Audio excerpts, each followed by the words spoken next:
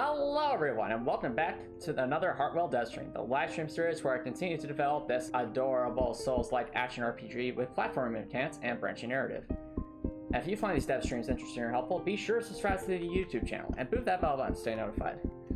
Now of course in the previous dev stream we worked a bit on some of the pathfinding programming and we managed to finally get to a point where we can at least have an animations object properly follow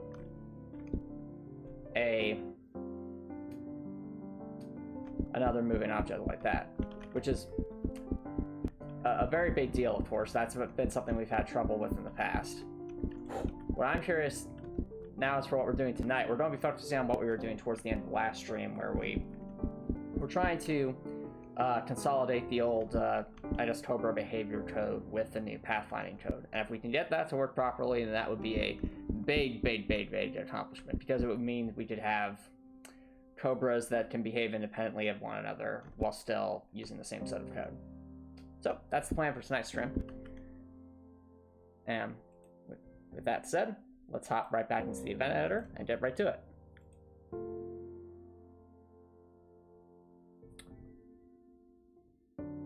Right.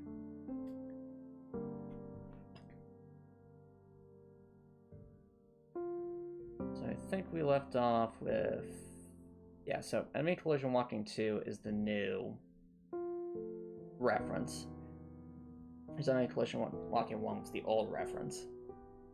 And what we're going to do is focus on making sure all of these become these. But we also need to reconsider what the old code was doing and whether or not it still makes sense in the context of what we're developing here. Now, I think the enemy ID number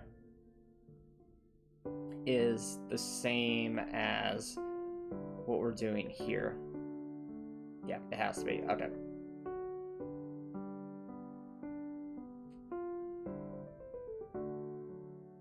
I'm noticing, though, there's a whole is respond off mechanic. We'll have to do that anyway. So if I were to select this, what would happen? Okay, right, it still uses the same logic because of the base code. Okay.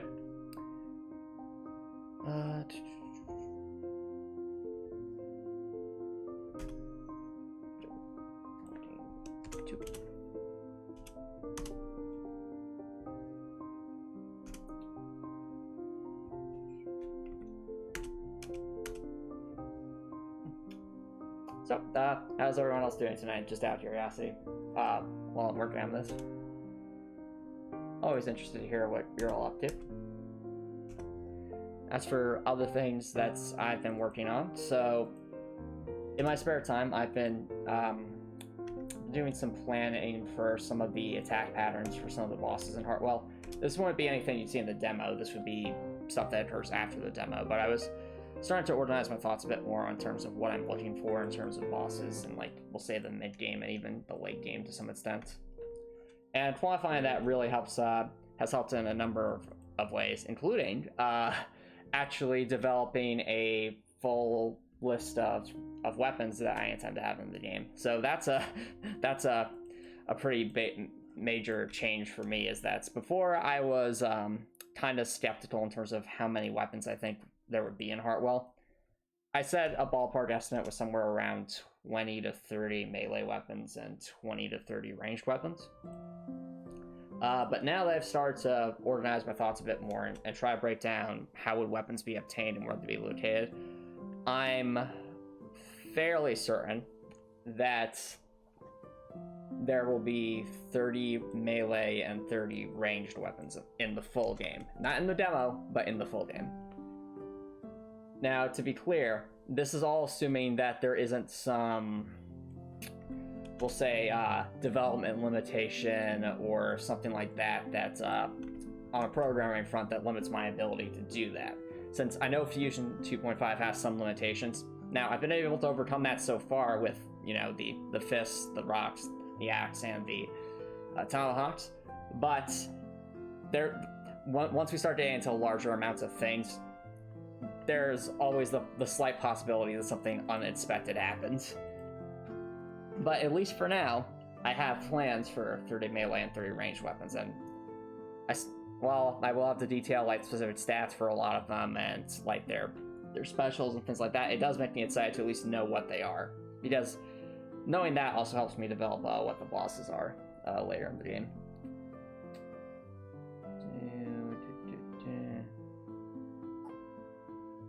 Dear. Can we get that one? Oh, I think what we'll have to do is...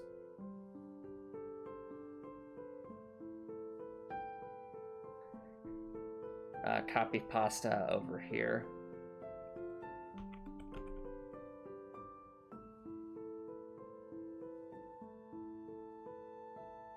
Oh, whoops. Nope. Okay.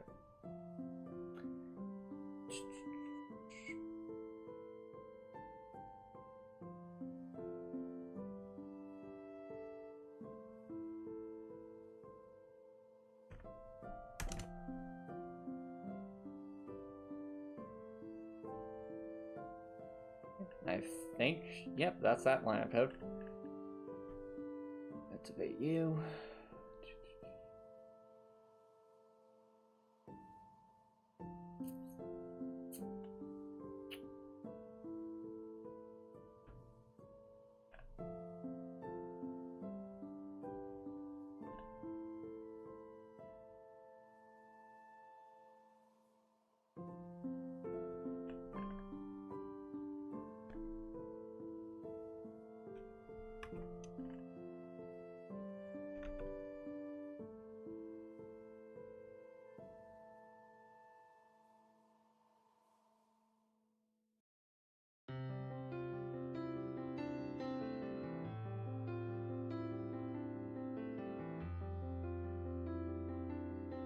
Oh, I see. That line was added for index testing.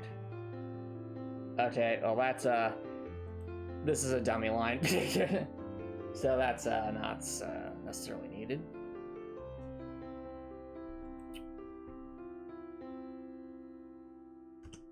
Let's...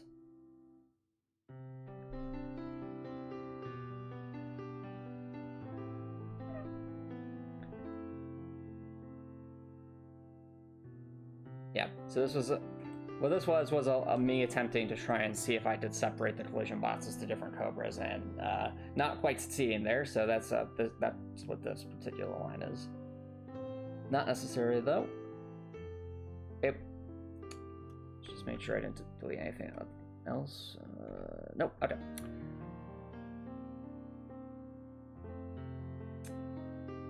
Seize respawn off. That needs to become you. Alrighty.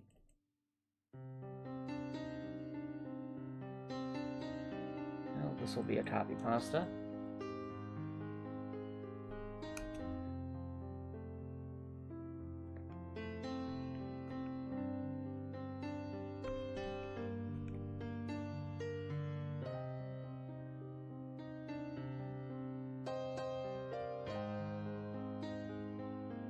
That line looks good.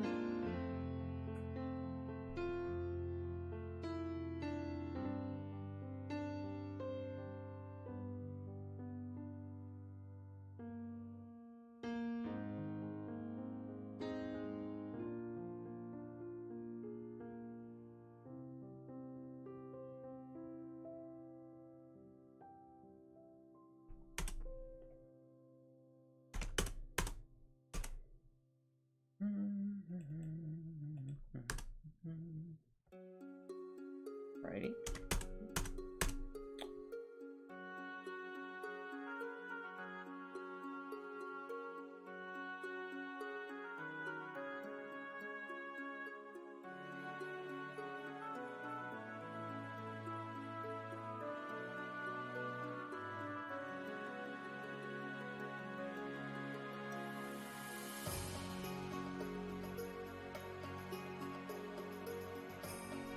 Alright, one thing I am going to be concerned about is making sure that there isn't anything in the pathfinding I just code here that's relates to attack animations or things like that, because they're very well, considering how large these sections were, there very well could be some kind of FLAD or alterable value hidden somewhere in here that could affect these things. I'm hoping that's not the case, but because if it is, I'll definitely have to double check the logic there, but we'll see what we can do.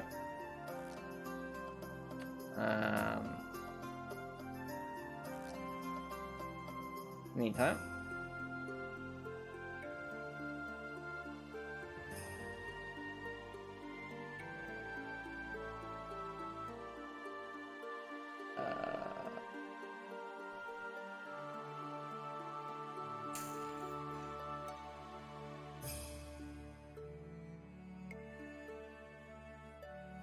oh, whoa.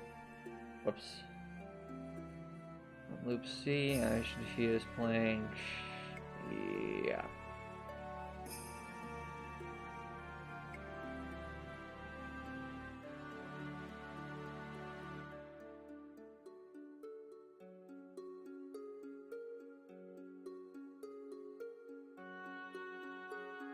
Alright, that line could be a problem line. I'll add a note about this. Unsure if the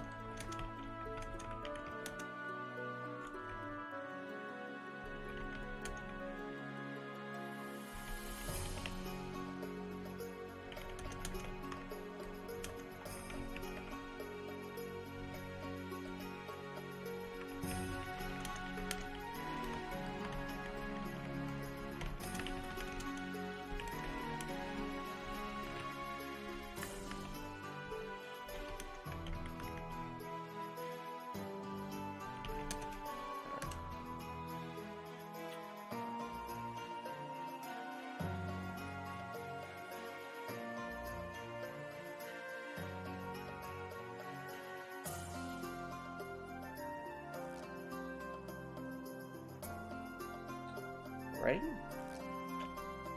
Got that set up. Animation diffuse playing.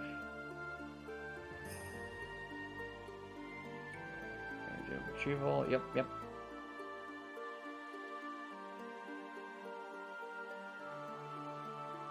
Okay. So let's see.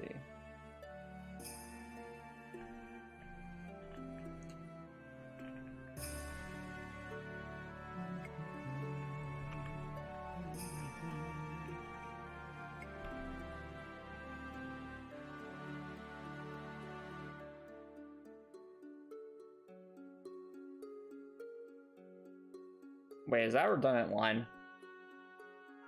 Just wanted. Okay, no, it's not. Okay.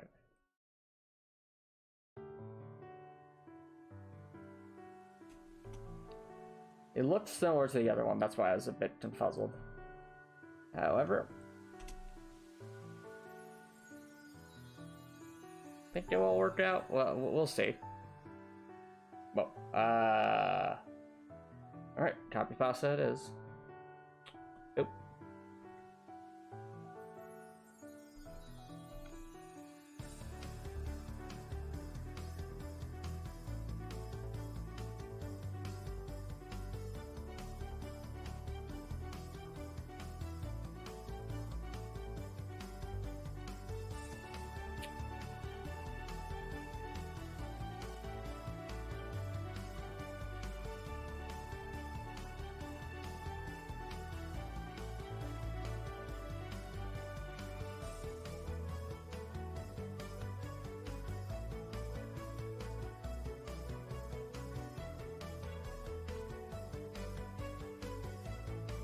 I'm noticing that there's a line of code that's wanting to remove. I do want to make sure, is that here? Is there an always condition that I see? No, I'm not seeing one. I must have either removed it or taken care of that earlier.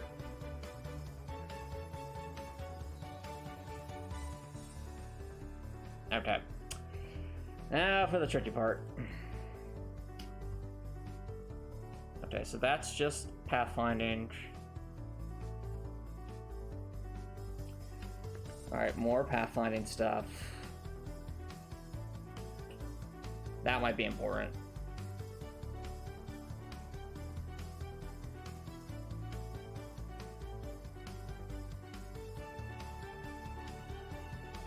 Wait, no, that's just the line of sight objects.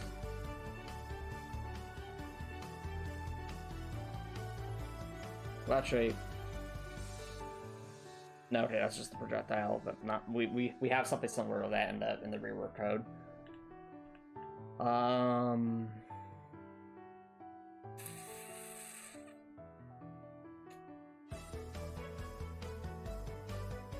Okay. That line controls basic movement versus not basic movement, which I think we already do in the rework code.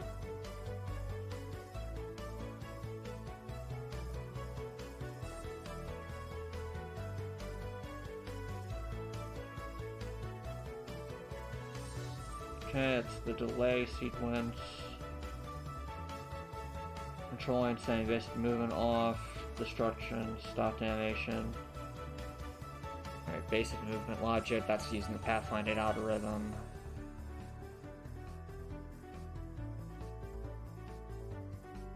We have, yeah, more of the pathfinding shenanigans.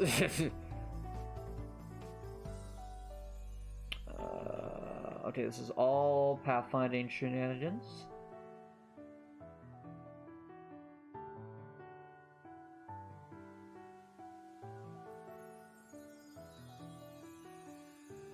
Okay, that's the node increment check. Not a big deal.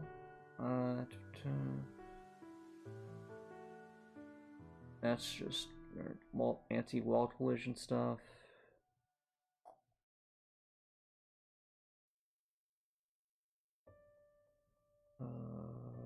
Okay. Checks for directions.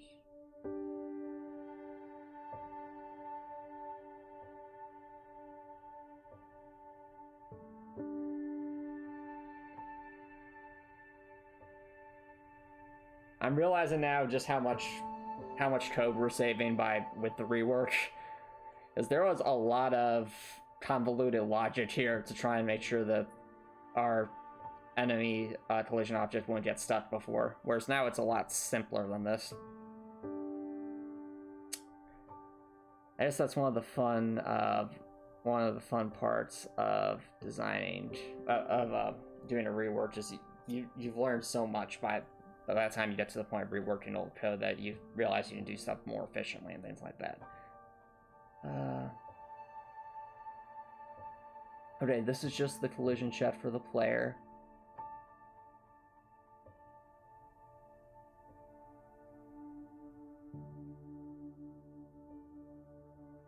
Which we have something like this already in the rework code.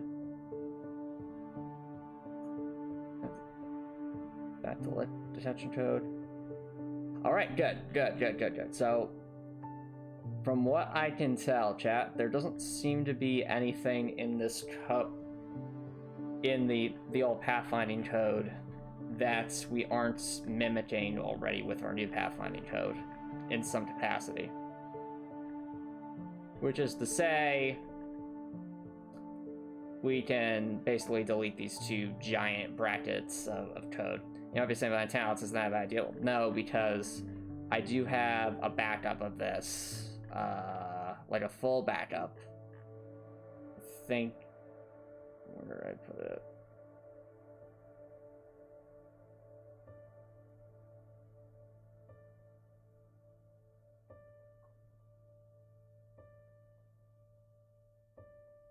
Yeah, there. So I have a full backup of the Cobra code there in case bad stuff happens. So you always want to be careful about that. But for the purposes of this rework, this is unnecessary. And this is unnecessary. I think, yeah. And just like that, that's hundreds of lines. Well over 100 lines of code gone, which is good for optimization purposes. Okay. that looks fine, because that's just the HP bar logic.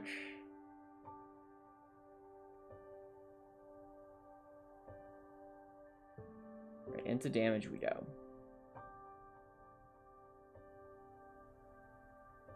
Looks good, and here we go. Oh dear. I forgot how much I relied on the collision bots for storing out thermal values. This will be an adventure.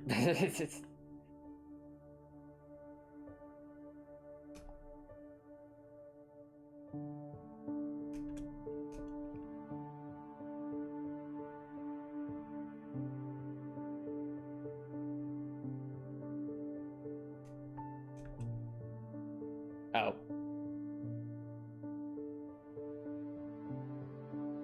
Am I doing this right? Yeah, I don't know.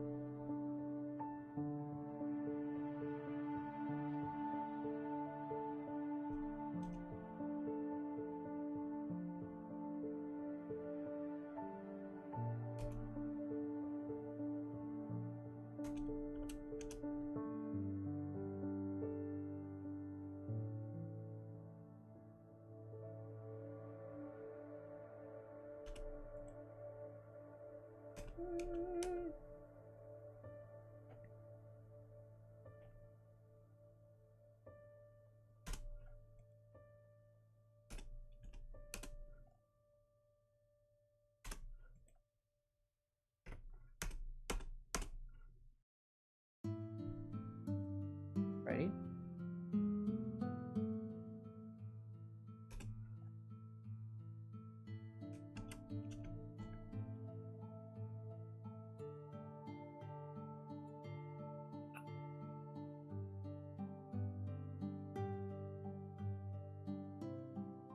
In there.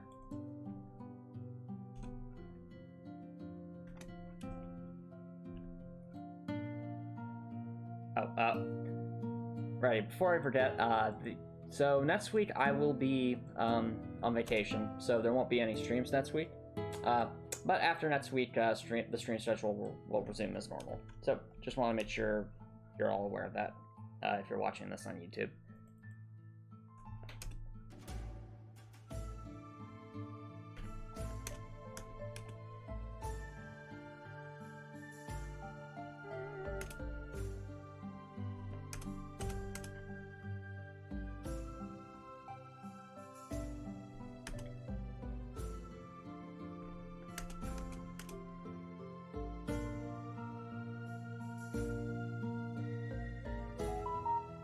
Here.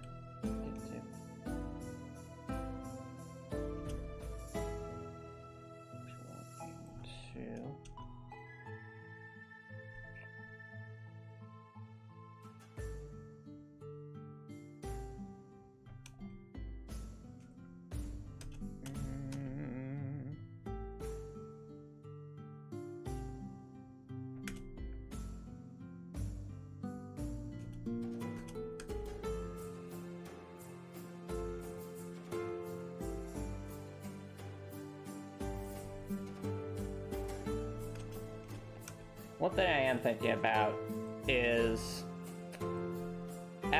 assuming, again, this is all assuming I can get like some kind of pathfinding, like multiple pathfinding enemies to work on the same frame individually of each other for the demo. Assuming I can get that just as a baseline.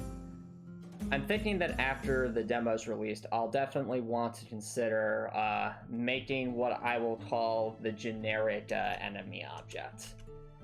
You have to say, what's that, Antomicx? It's basically reworking the entire logic of how I implement new enemies into a much, we'll say, more consolidated and modular fashion that'll make adding new enemies a lot faster to speed up development time in the long run.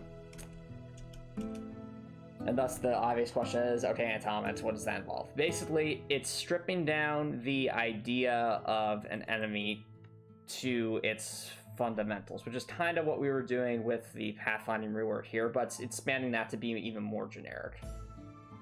So imagine, for example, if I could have one object, two objects.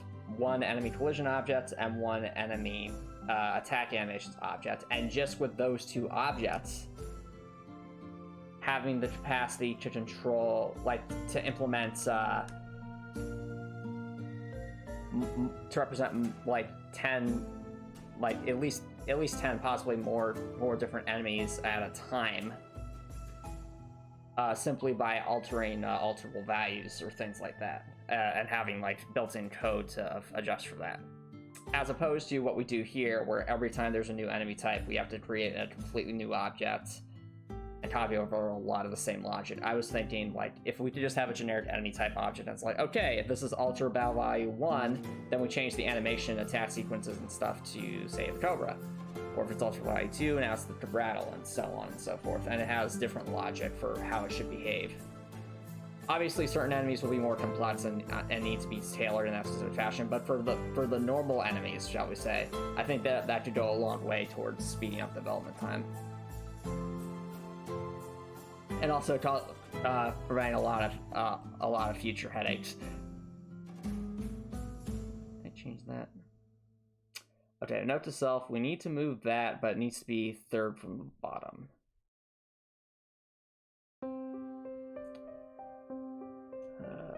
Which line were we editing?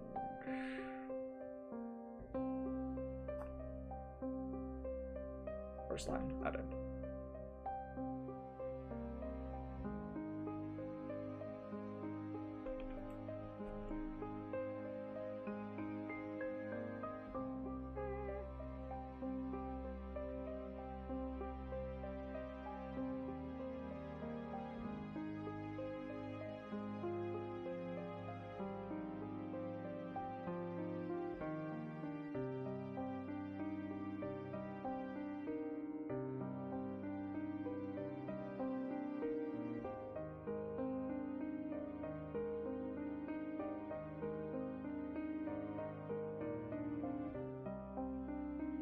What was that before?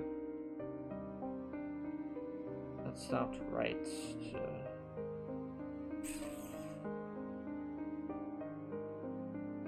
Okay, no, it is supposed to be that.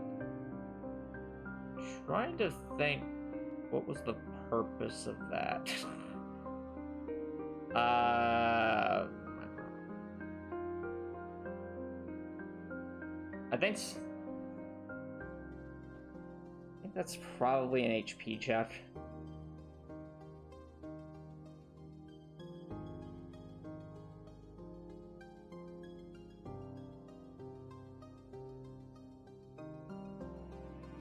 Yep.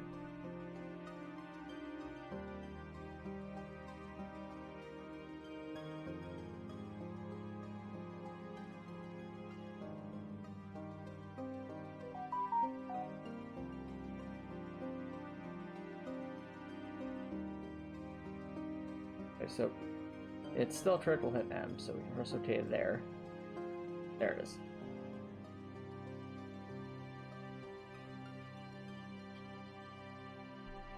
Yeah. Another thing I was thinking out, chat. Kind of, it's just a thought right now. Not real. It's something I would probably consider after the demo. And this is just me thinking out loud. I'm not sure if I do this yet or not. Try and rethink of how to differentiate the different elemental damage types in a way that doesn't involve, say, a status bar build-up mechanic. Now, don't get me wrong, there is some fun to be had with a status bar build-up mechanic. The rewards will say very aggressive play with a particular status effect, like in the Souls games or in Crosscode, where you have to keep up the pressure against an enemy, but if you do, you get off a powerful status effect. I like the idea behind that, but one thing I am finding is that for a lot of the lesser enemy types, when I say lesser enemies, I mean the ones that are not boss battles, they don't have enough health and resistance to basically allow status effect to be procced in the first place under that kind of a system. Because if you think about it, depending on your damage, you might be only taking like like a couple hits to defeat one enemy. And if a status effect could take anywhere from 10, 8 to 12 hits to, depending on the situation, to proc, depending on resistances, that's not particularly practical. And because of that, it could give like the illusion that basically anything that isn't light has no benefit to it, and except in extremely specific situations against the most tanky of opponents. So one thing I am considering, just kind of thinking aloud, is reworking all of the elemental status effects to be more similar to how light currently works, in the sense that it gives you a passive thing that always helps you every time you're using that particular elemental type of damage. But it's not, we'll say, as overbearing as a particular status effect might be. So, a couple ideas I have for that. For things like fire damage and ice damage, since those build up.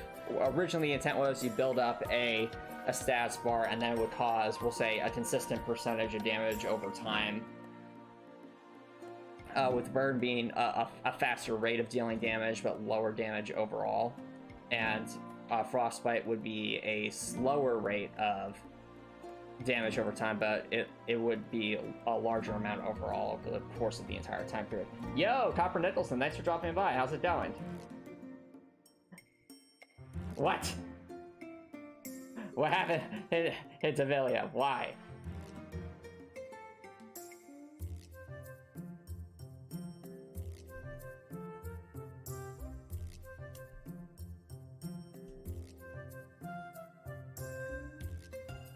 But also, hey, Copper Nicholson, thanks for dropping by, dude.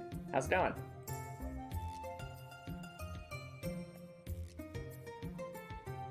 Welcome, welcome.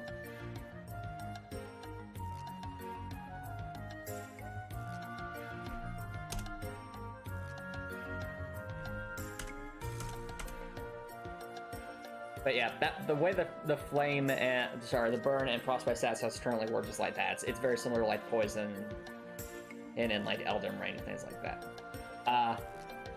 A way that could be reworked is you could have it do like maybe a tick of extra damage, like 1 or 2 ticks of extra damage that are like based on the enemy's max health rather than any particular damage bar. So it could be kind of like if you get I liken it to if an ember from a fire were to land on a patch of grass. It would probably singe the grass, but not actually set it on fire. I see Copper Nicholson. Well, it's definitely a very warm day out, so that must have been really tough. But at least you got through it, and I hope you're staying hydrated.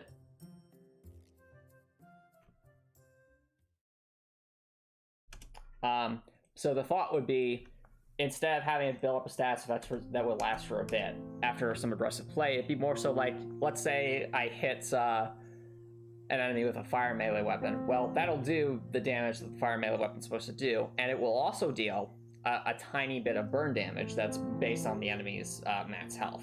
So, if for the sake of argument, a particular enemy has, I guess, say, a burn tip rate of, I don't know, 2, to say, like, okay, burn tip rate deals 2% of its max health, then that would be the 2% of the enemy's max health would be dealt in addition to that fire damage, or same kind of sort of thing would go for frostbite.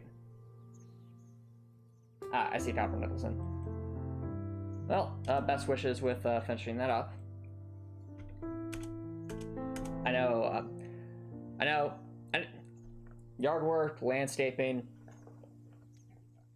it can be very, very draining. I remember when I was younger, when I was helping when I was a Boy Scout and helping others with some of their Eagle Scout projects, there was this one project where they were building like this, doing some landscaping for, I think it was a retirement community. They were making this very nice stone walkway. that they could use at stone patio of sorts, where they could put like tables and such, so that people could sit down and relax outside. But the thing I distinctly remember about that project is that it was the only people. Yep, no problem, Copper Nicholson. The thing I remember about that project is it was done in the middle of the summer, so, and it was like, I don't know, it was well over 90 degrees and humid, and we just had to drink so much water, like constantly, as we were going, because we were helping to lay all these stone bricks and helping to date areas where they would be laying down what they needed to set up the patio. And doing that in the hot sun, it's tough work. So I have a lot of respect for people who do like lawn surfaces and landscaping and basically any sort of manual labor outside in the hot sun. I have a lot of respect for that, because it's really, really hard work, but it's important.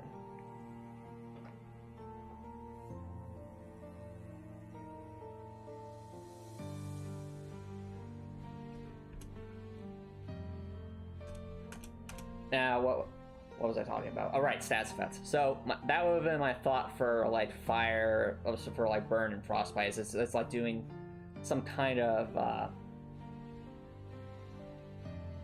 a percentage of the enemy's max health, and that could vary from enemy to enemy. So maybe frostbite's better on certain enemies, whereas burn would be weaker, or vice versa, or they might be equal. And the intent would be if you could alternate between the two damage types, you could really build up damage quickly.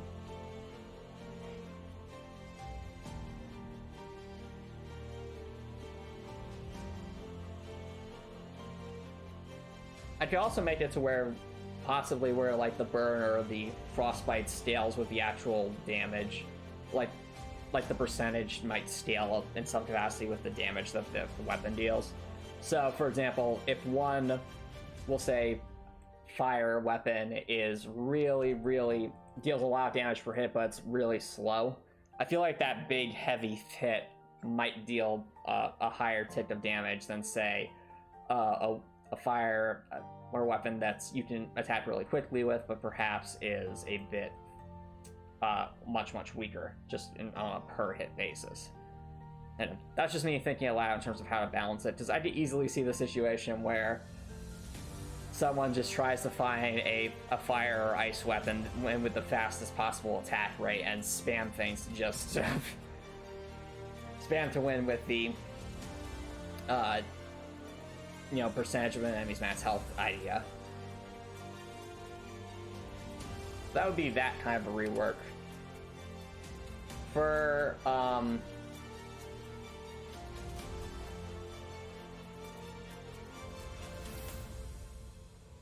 Surge and Headwind, my thought was, because the way Surge and Headwind currently work is not Surge and Headwind, Headwind and Riptide. They're complements of each other. So Headwind increases your range damage and I think decreases the enemy's range damage. And Riptide is the same thing but for melee attacks. So it would increase your melee damage and decrease the enemy's melee damage. And it's only to the enemy that's affecting.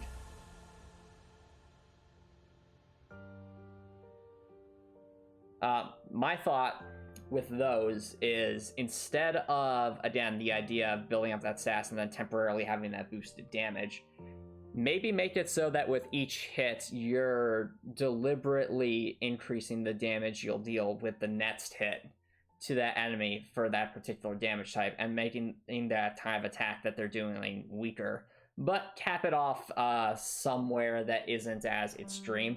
Because currently the way it works is you deal I think 25% more damage, we'll say melee or range depending on the status, and then 25% less damage that the enemy is able to deal to you. I'm not sure if I would leave that in and just have it like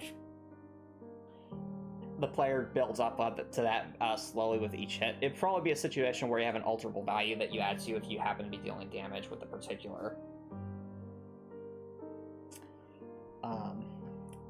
elemental damage type. But I think that would be the way to do that, is that you make it so you're slowly building up this meter in the background that's just like a modifier to the amount of damage you're doing, and subtracting a modifier for the amount of damage the enemy's doing. So that way it's not like a meter to activate the stash, it's just a meter that's constantly being changed as you're dealing more and more damage.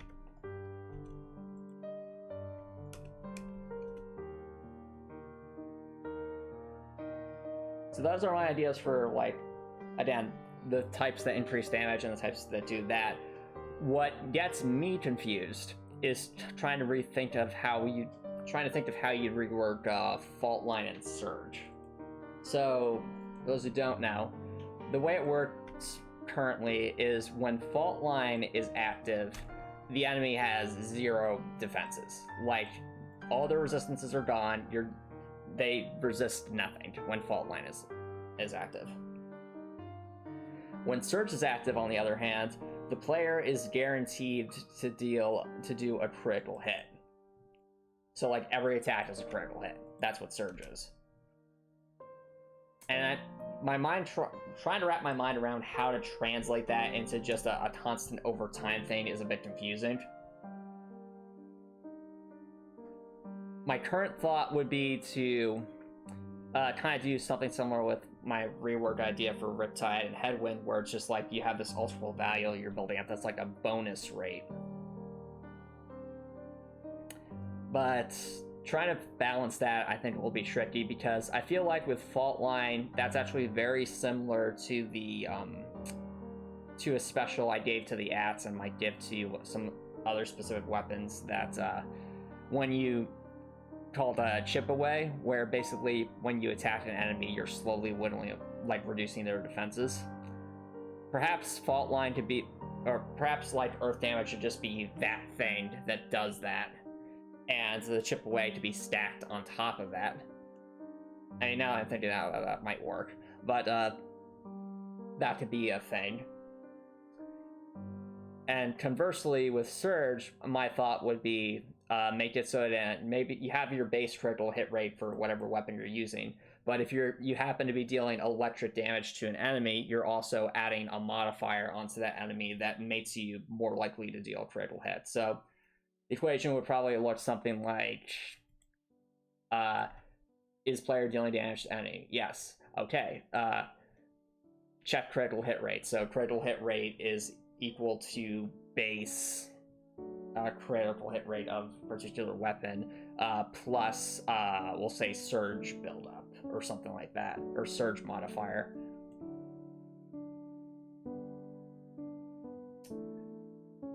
If anything I'm saying sounds confusing, chat, just let me know and I'll try to explain it better. But that's at least my initial thoughts, because if I were to do all the things I just mentioned, I would I'd basically be able to get rid of some objects, particularly the whole idea of the status buildup counters, which has been a very confusing thing to deal with. Those would be gone with this kind of a rework idea, and it might also give better parity between the other elements compared to light, because I mean, obviously light is supposed to be like that super awesome, like, final elemental type, because the idea is that when you deal damage, you recover the damage you deal as health, which is, you know, a very, very, very powerful ability. But that's also why light is a bit of a rarity, and the thing that allows you, the Archstone of Light would not be obtainable until, like, towards the very end of the game, or at least that's the intent. So in the meantime, giving some parity to the other elemental types, where it's just a constant passive thing, could be a benefit.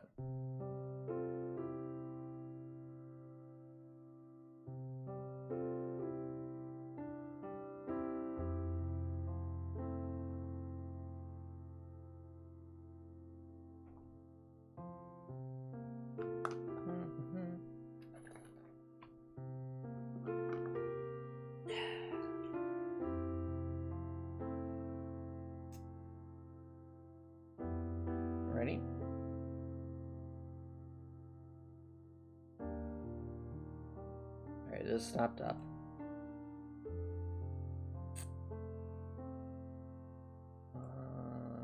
Wait, no, that's not what I want. I'll cancel. I need to do a copy pasta. It is for the hit bar.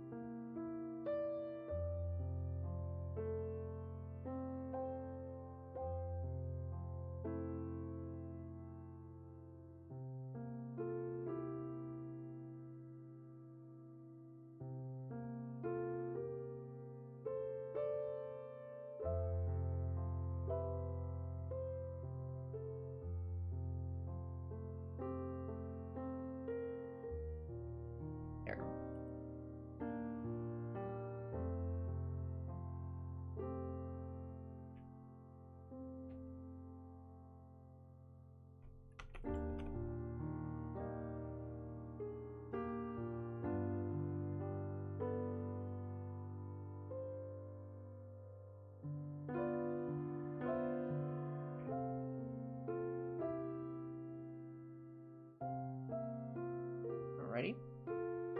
That's that line.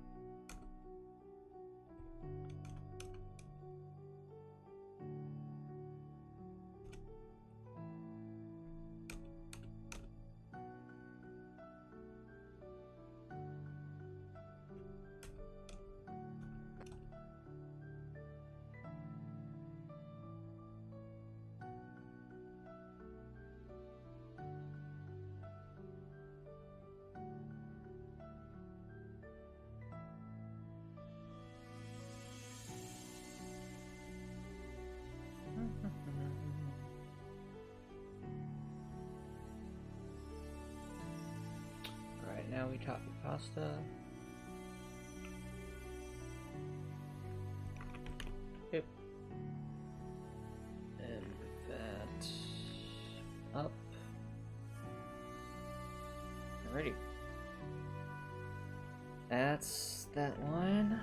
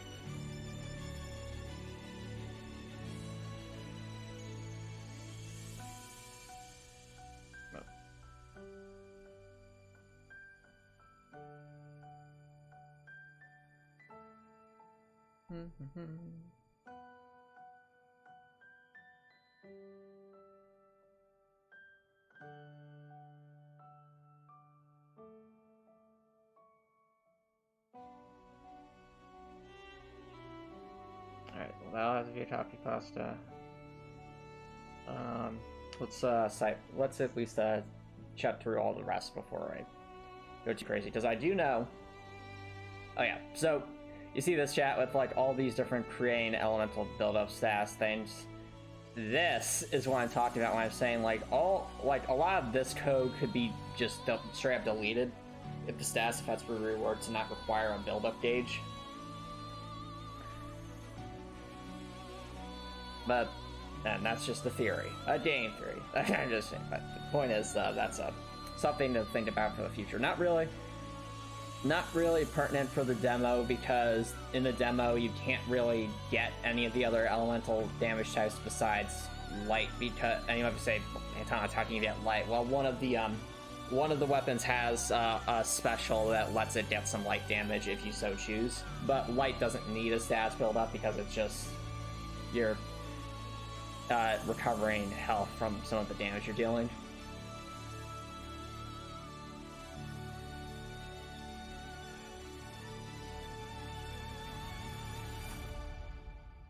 So what I'm discussing is all backend stuff that would be pertinent to the full game, and not the demo.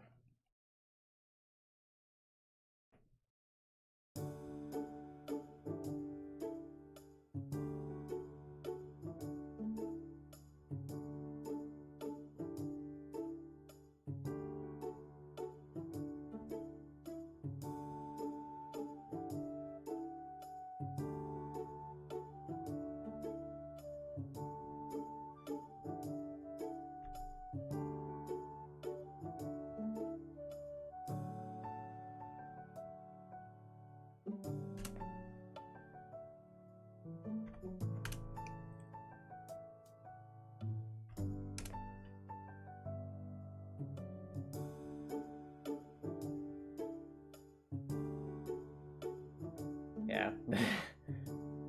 This equation got complicated. Yeah, it gets even worse as we go down. The amount of time I'm remembering how much time I spent coming up with this equation to allow it to the creation logic to work correctly for the build-up counters.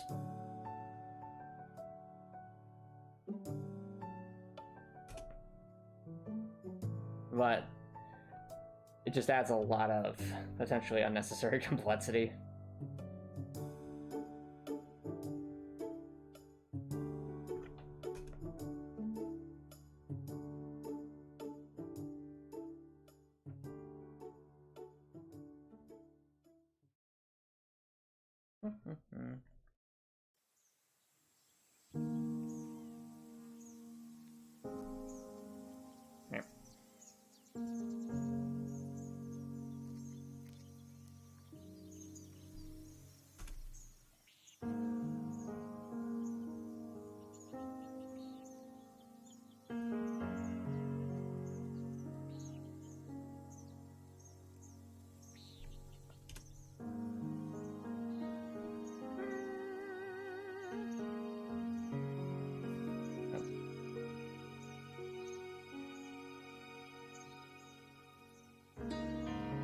Well, I mean, honestly, my opinion, Copper Nicholson, if you have to use the bathroom, go use the bathroom, because that's going to affect your ability to obviously work and do something.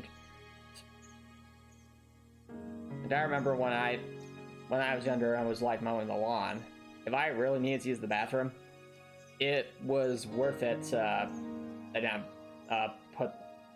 stop using the lawnmower and just go take care of it, because if I didn't, then that would be distracting me, and it would also be making me move more slowly, and that's not useful. That's just not useful at all.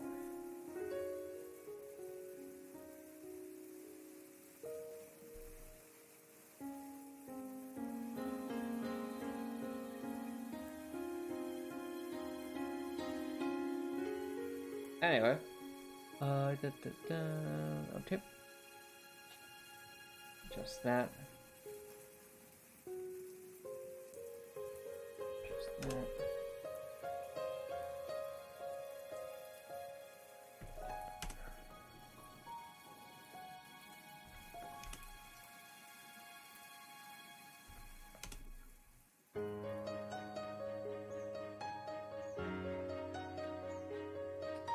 Oh, okay, Copper Nicholson, then what I would say is, say pretty bluntly, be something like, hey, I need to use the bathroom, I'll help you finish what you're, like, what we're currently doing. Like, if I was lifting something at light adds after, I'm like, well, okay, let's finish that up real quick. But after that, I need to go use the bathroom, and then I'll come back and we can pick it back up where we left off. Simple as that, really.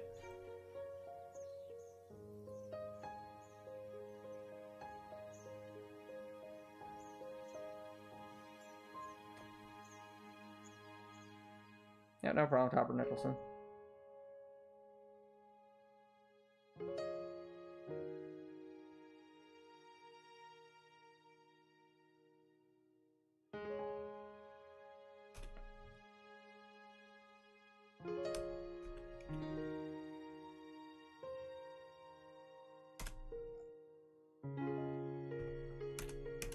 Okay.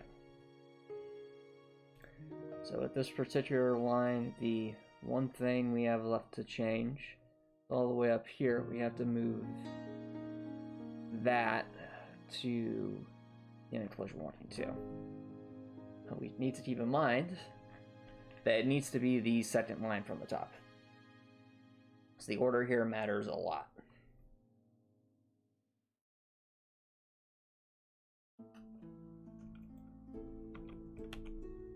Okay. We are going to be moving things.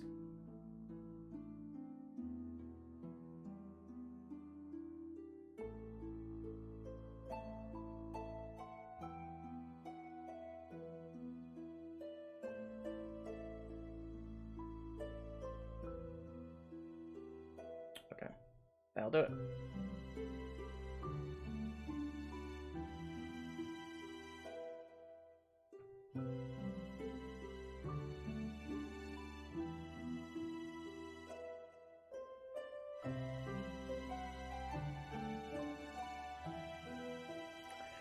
Alright, chat. I think this is probably a good spot to take a break, so don't go runner, guys. I will be right back.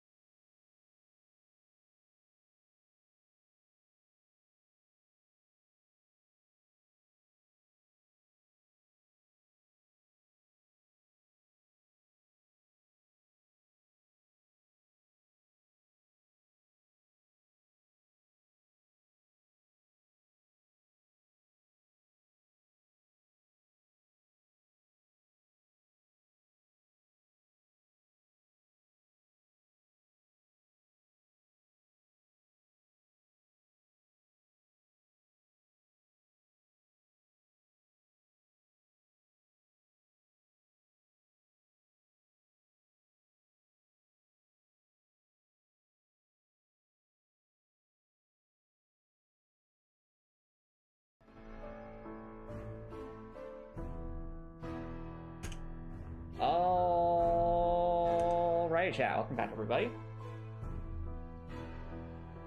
Welcome back. Actually, let me check something real quick.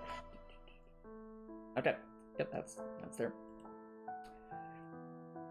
Anyway, back to programming.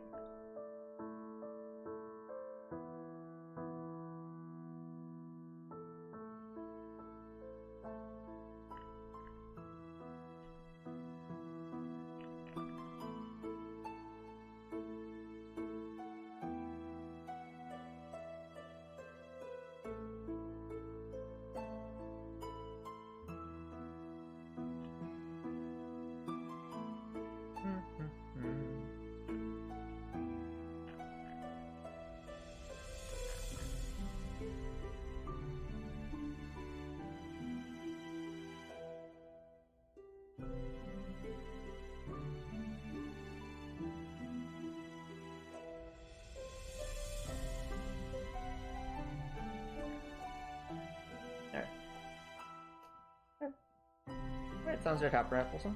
Welcome back, by the way.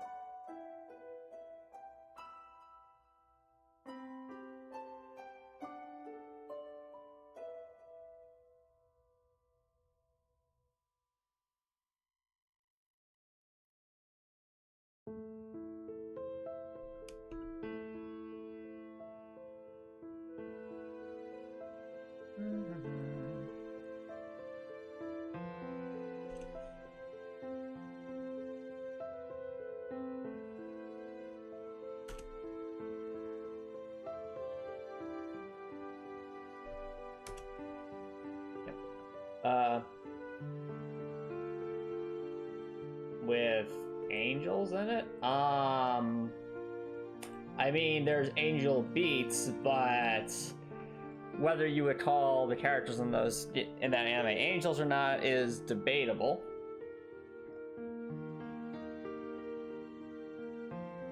I mean, that's what I'm saying. Angel beats is kind of the first thing that comes to mind, but if I'm thinking like, no, is there an anime that I know of where there's a major character that, you know, has the wings and the ethereal vibe to them? Not off the top of my head. Pourquoi, Copper Nicholson? Yeah, so at the moment, nothing really comes to mind. I'm sure it's out there. Like, I have to believe there's gotta be an anime out there that's centered around angels or has an angel character, but none particularly come to my mind. Yeah, so sorry about that, Copper.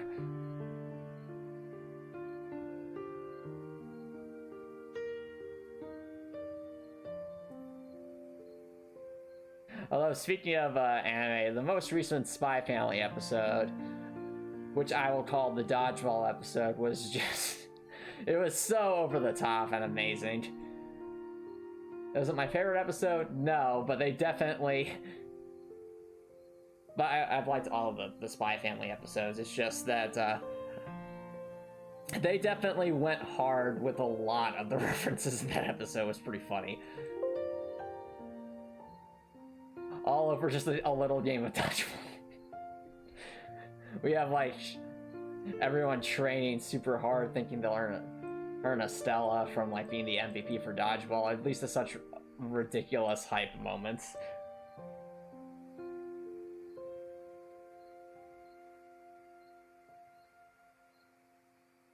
Well, in that case, Copper Nicholson, just doodle anime that involves angels or something like that. I'm sure someone's made a list like that somewhere.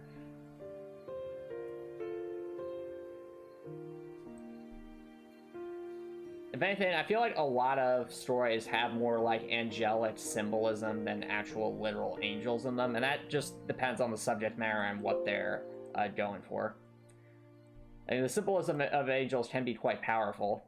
depending on the circumstances. If you want an example of that, consider the antagonist Sephiroth.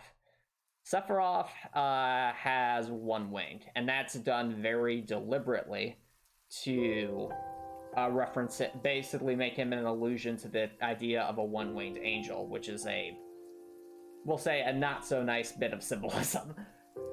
Or I should say it's interesting symbolism, but it's not it's meant to represent a bad thing as far as I'm aware. But again, that's more angelic symbolism in like a video game context.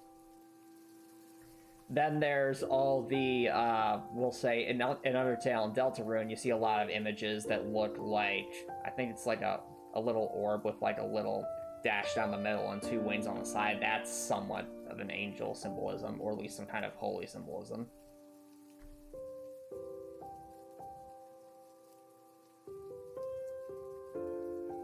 Alright.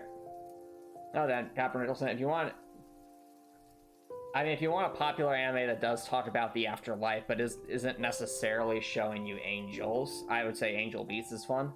But it's the setting on the surface appears to be just a high school anime, but there's a lot more beneath the surface, so to speak. And it's really interesting how they approach the afterlife in that anime. That's why it's called Angel Beats.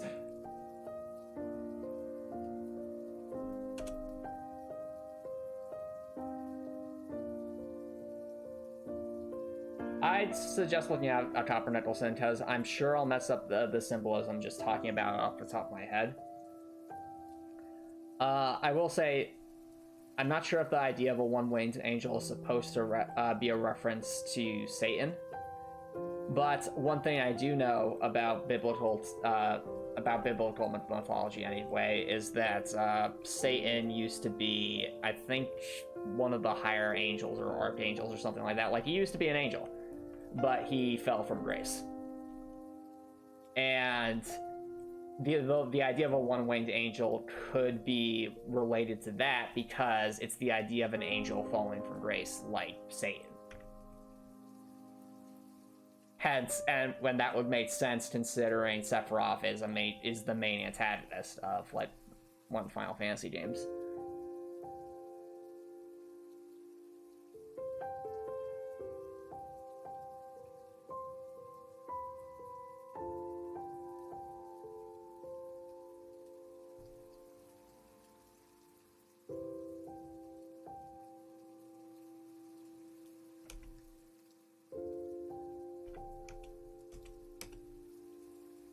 So anyway, that's my 2 cents just off the top of my head, but I would strongly encourage you to look up like the symbolism behind angels and one-winged angels, because that would, that'd probably be an interesting read for you.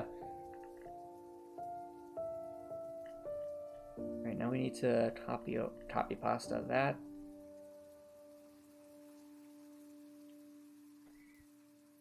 Copy, paste, and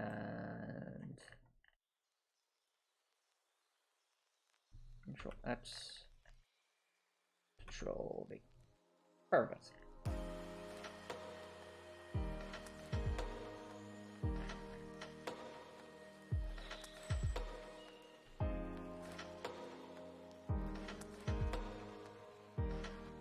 In a very weird, little weird aside here, chat, me going through like these old lines of code and slowly turning them from grayed out boxes into active lines kind of reminded me just a smidge of Sonic Generations, because that's basically what you did, is you went through the stages, brought color back to them, and it was, it was fun, but that's and it's kind of reminiscing on that. Sonic Generations was a fun game.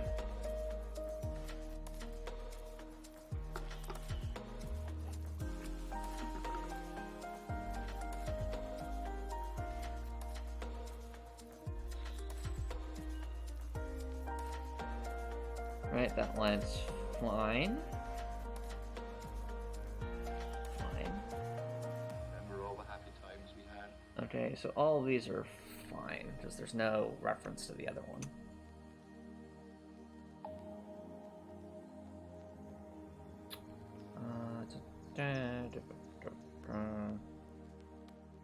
Very much alike.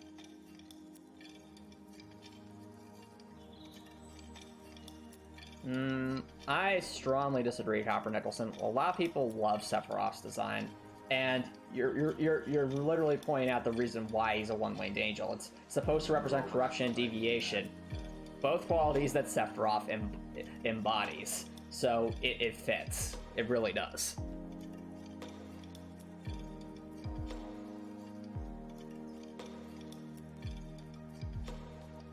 Very much alike.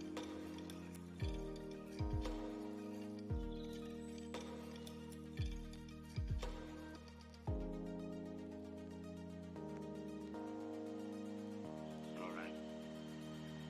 I'll tell you the truth.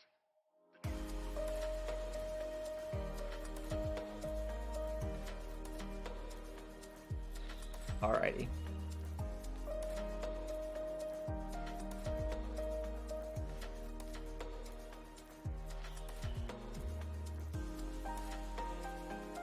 Okay, that's the player object, so it's aha!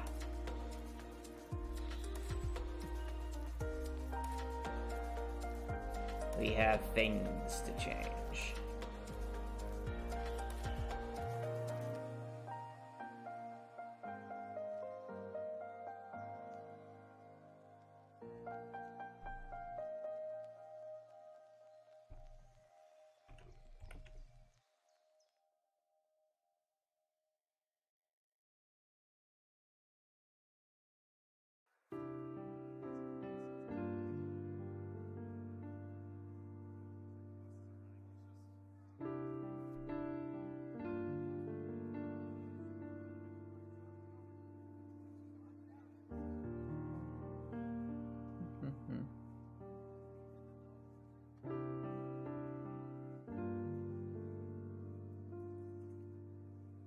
Copper Nicholson, people can like the characters for different reasons, but the symbolism is a part of the character.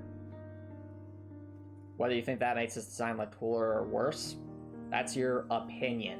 Emphasis on opinion.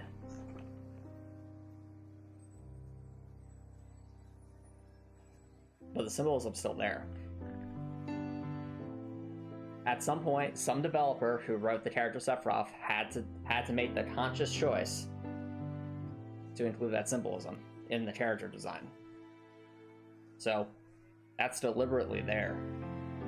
How you interpret why it's there is up to you, but it was put there for a reason. Which, like you pointed out, it has to do to referencing one-winged angels, and the idea of deviation and corruption.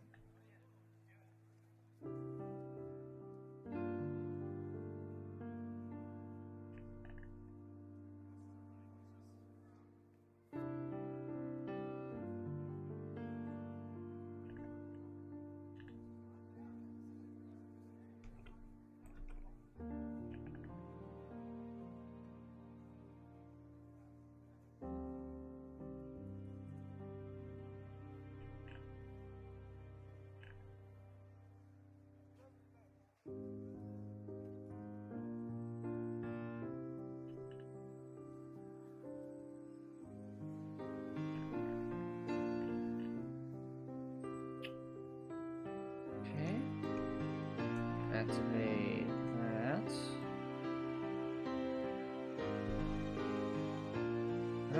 We're getting there, chat.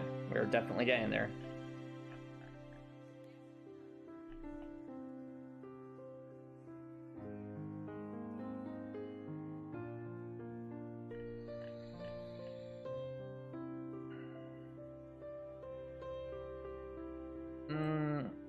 Not necessarily, Copper Nicholson. Again, I'd strongly encourage you to look up it.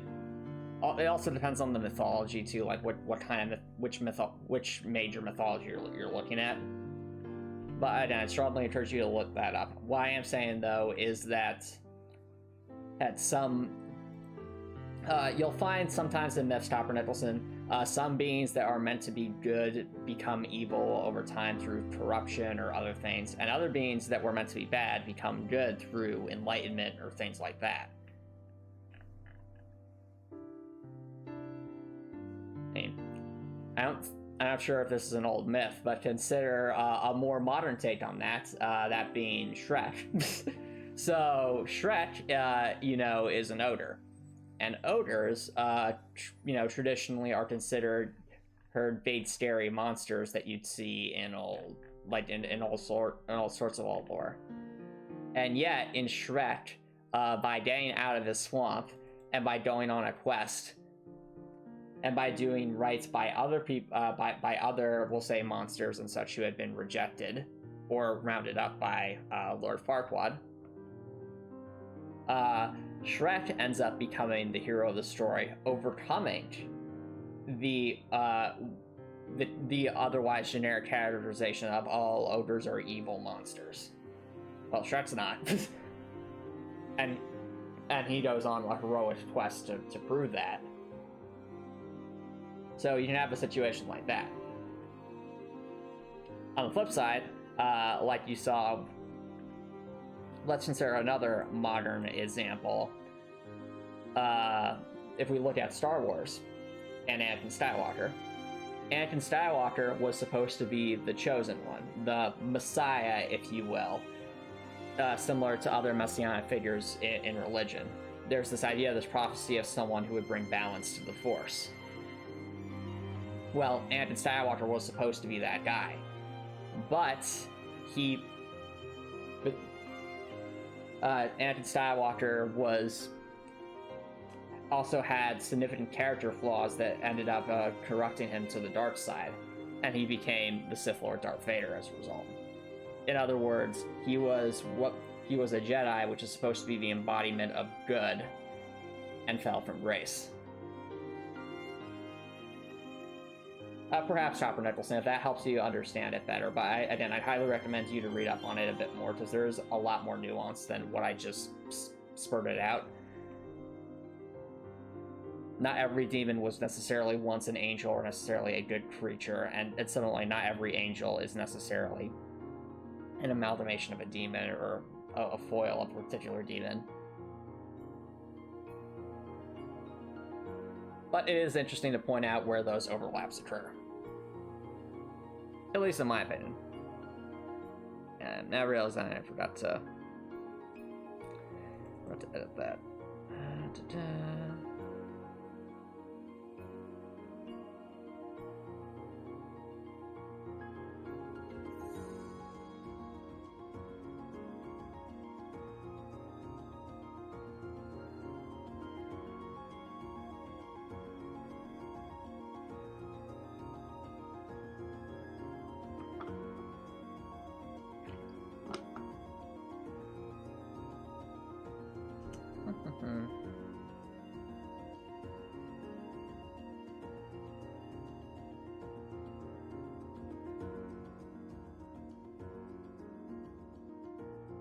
I got the sample, I think that's that.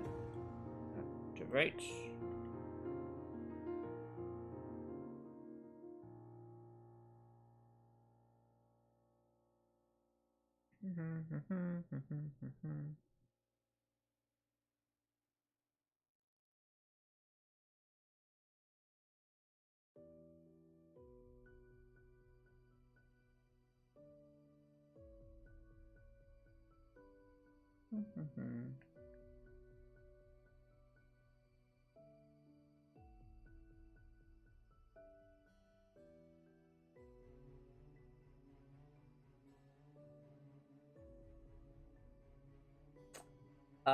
No, I've actually never heard of that anime before, Copper Nicholson, so I have no idea about it.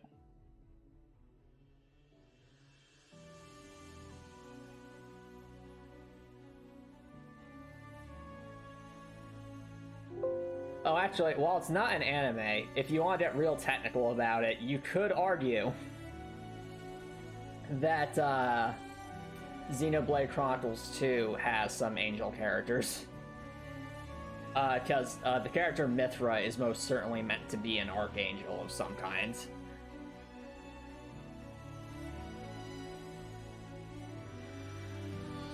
But Xenoblade Chronicles 2, of course, is a video game, not an anime.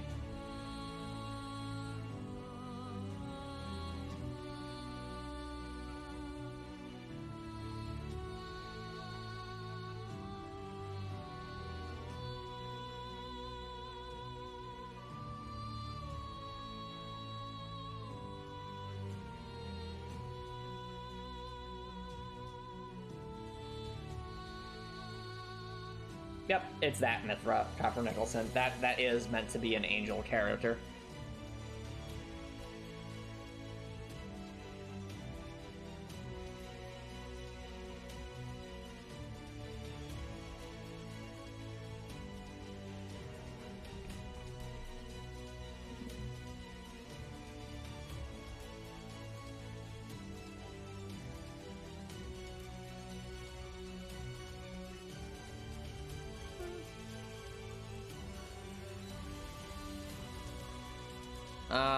I'm not sure, Copper Nicholson. All I know is that, at least in her main form, she looks humanoid. She clearly has an angelic look to her. She's meant to have angelic-like powers. The symbolism's there. She's revered as such.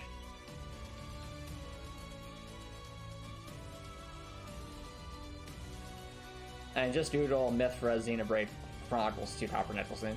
If you played Super Smash Bros. Ultimate, you'd probably recognize her.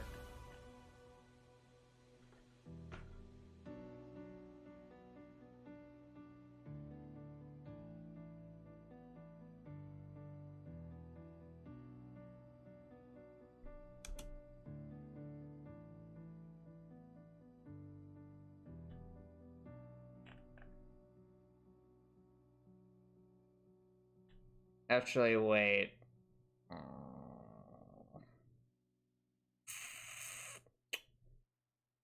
I am concerned about something.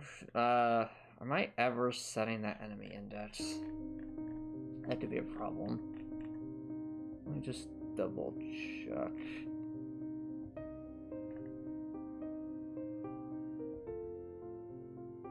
Okay, I do. Why though?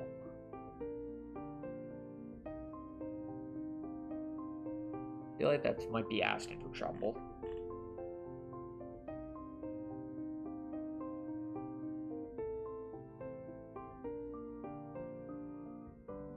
Okay.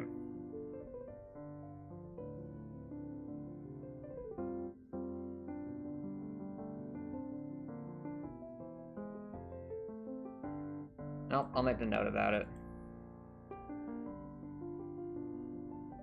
Comments, notes. If problems with the code.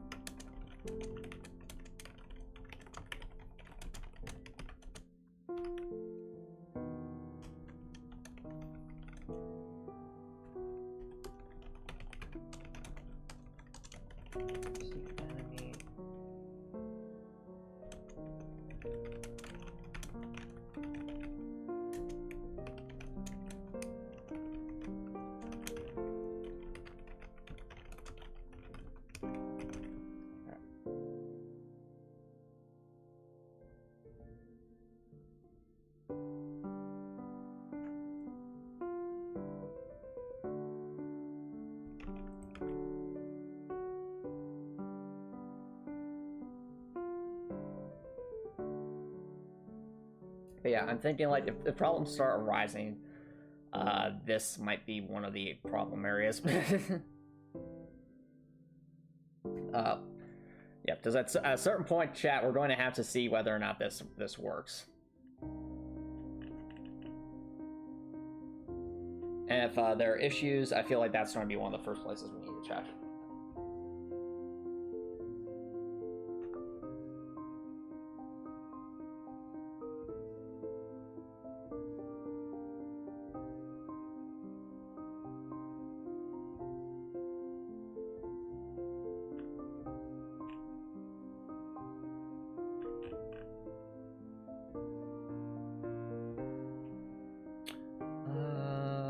Okay, we can definitely have that active, that's no problem.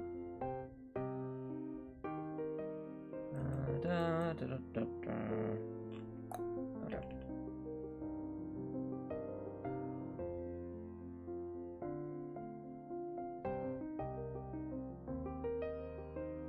Let's see here. I do not copper Nicholson.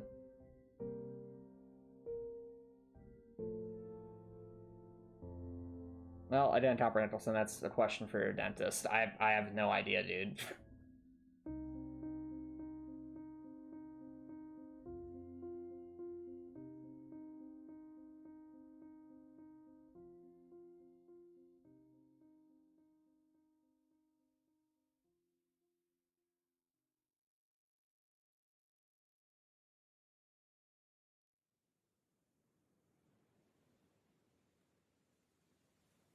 Well, I mean, if you have like a metal filling or something, copper Nicholson, that could easily, you know, shred up dental floss, I would imagine at least. I don't have any fillings myself, but I think, like, I feel like a piece of metal could do that.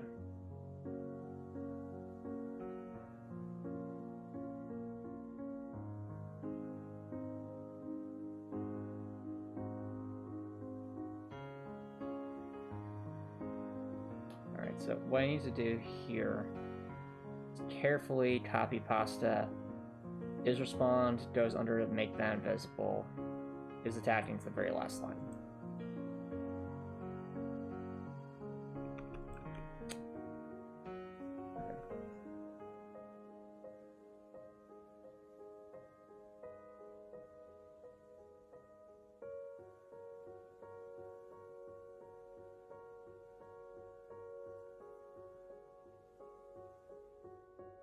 Alright, well, Copper Nicholson, I guess at that point you can either ask someone who's gone through a similar process with their teeth and see what they think.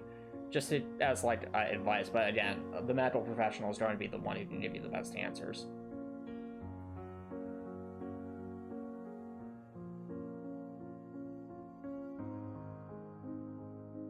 Okay, that line's fine. That line's fine. Yep.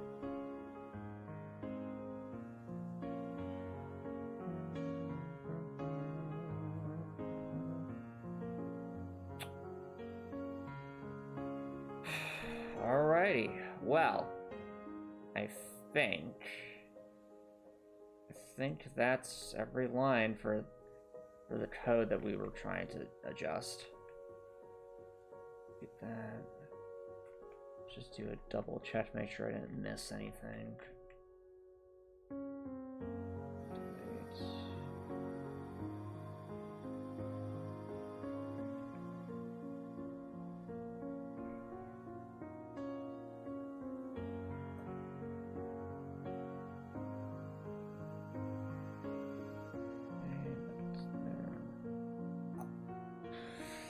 All right, chat. Moment of truth, as they say. I'm scared.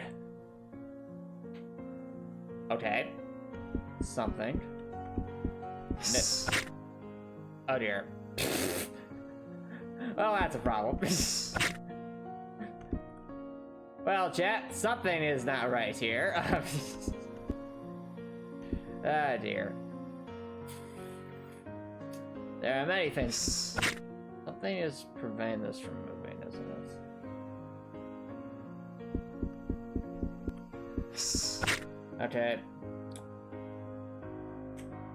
Time to start activating and inactivating lines. To see where the problem lies. So I think we start by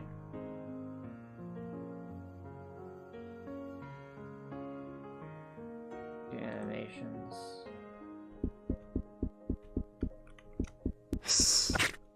Okay, so first problem, the fact that they're both there tells me that it has something to do with the code that is referencing the index value.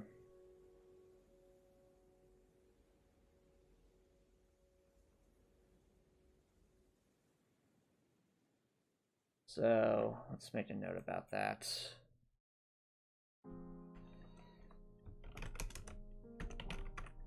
Notes. References to the enemy index value in the Cobra rework code are problematic. They are referencing the same value since they do not go through the intermediate step to scope them, involving the array to scope them properly.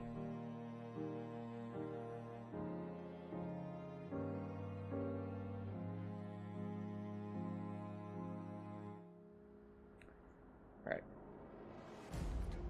My guess, my big hunch here, chat, is that it has to do with anytime the entity index value comes up. So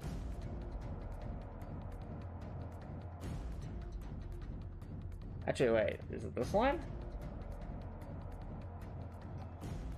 Like any line where we need to set position, I feel like those are going to be what did I just do?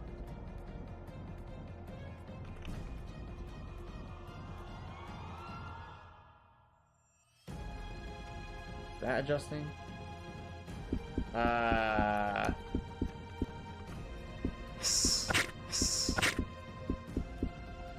Okay. Something's still moving it up there, which I'm guessing is some other... Curious though, like...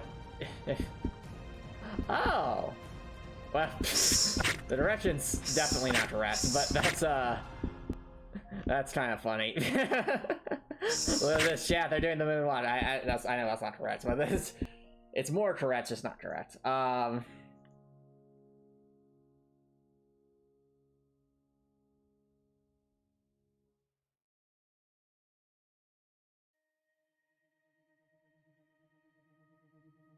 Let's see, where else are we forcing position? Up there.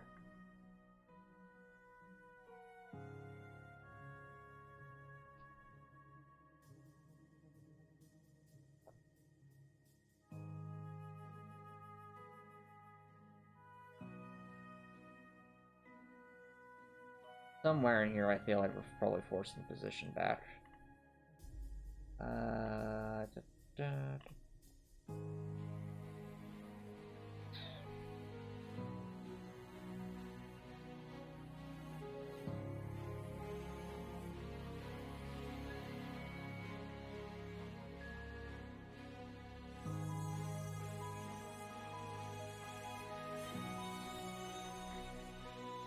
Up there.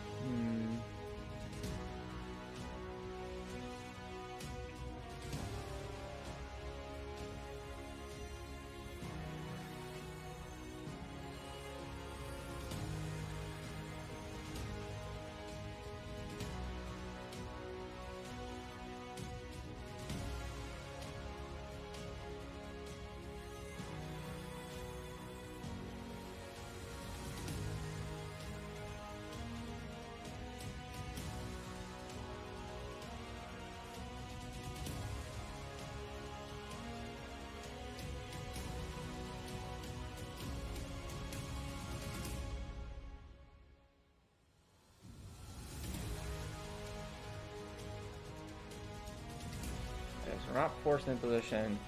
Well, I mean, obviously when it's dead, that's a different story, but that's something else.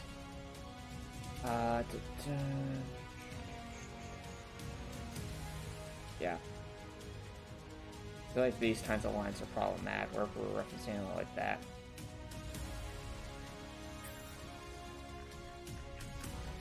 I know there has to be a line here somewhere that's saying the index value in the first place.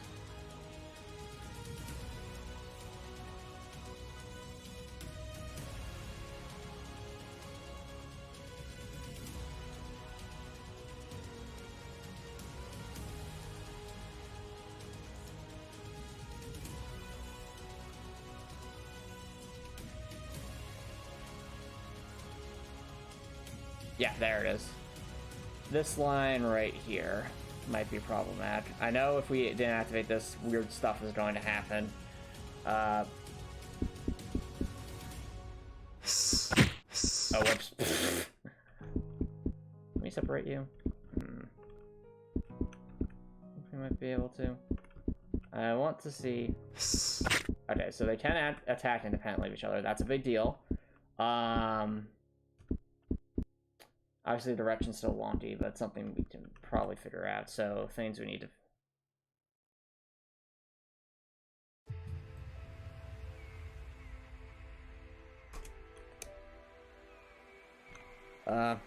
let's just write down some other notes here.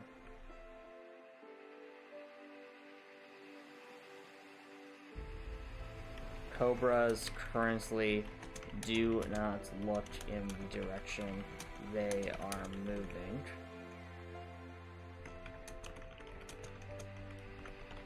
However, they do look towards the player correctly.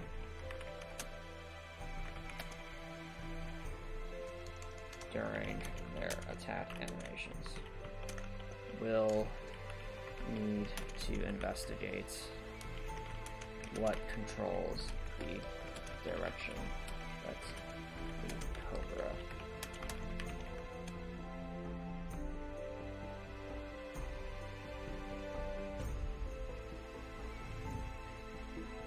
I think another thing I noticed, I think the Cobras are not, like, when they're stopped moving, yeah, they're still in their walking animation, so that's still a problem.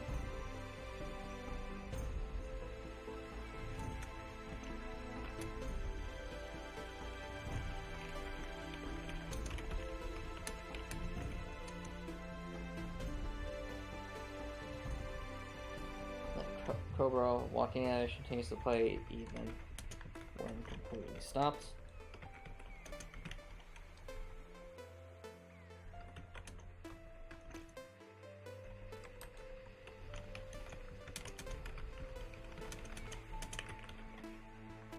Yep.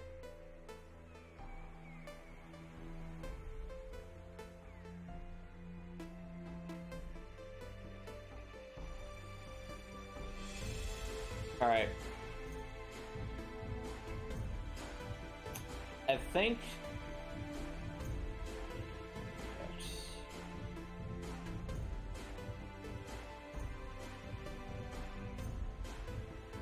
okay, I think the easiest fits short term, at least for the first with the index value problem, is going to be to do something similar to what we did with the ID value, which is to write it into the code somewhere to save to an array, then retrieve that information from said array.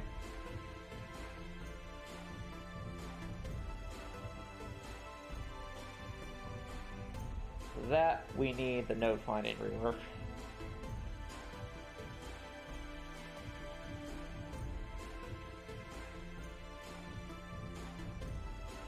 Or honestly, we might... Why not just, like, replace it with this, I wonder? Reference the enemy index value, just cut out the middleman, so to speak.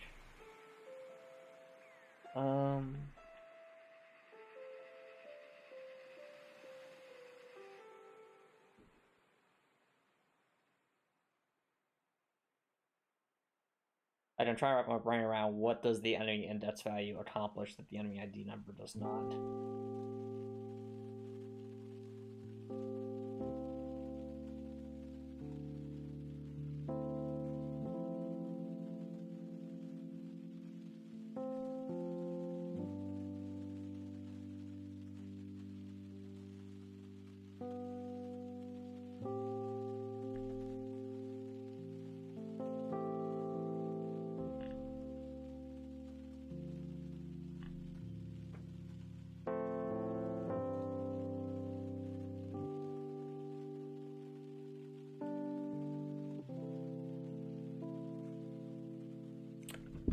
Okay, that's a problematic line.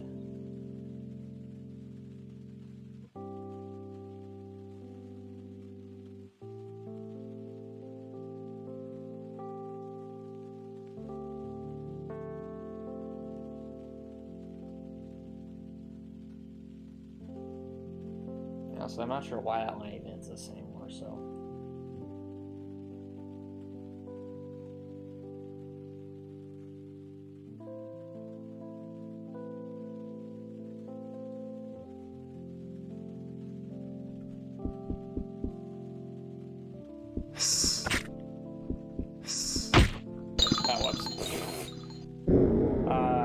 Yeah, that was definitely due at that point.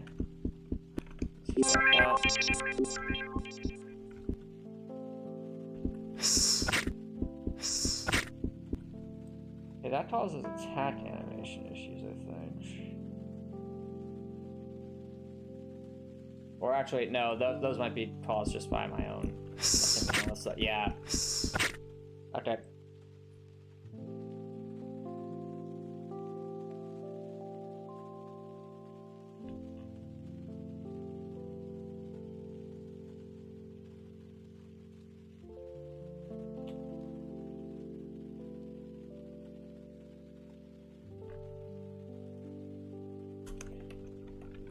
Cobras.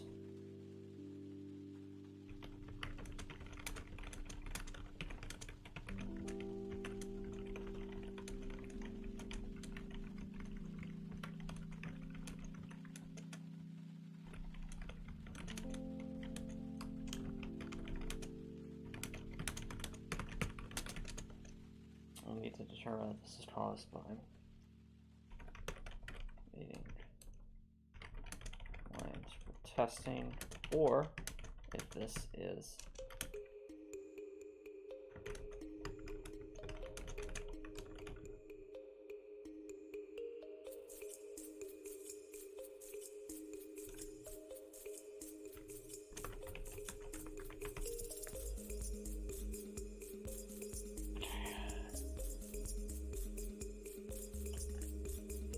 what we do just to start. Because I've seen this, oh yeah, that's definitely causing a problem. We're going to look for this sort of Liberation C thing. And do everything we can to replace that with the other thing. Wait. I think that's why we have Liberation C as the first place. It's, meant to be a stand-in for something else. But we just reference the ultimate guide for that, right?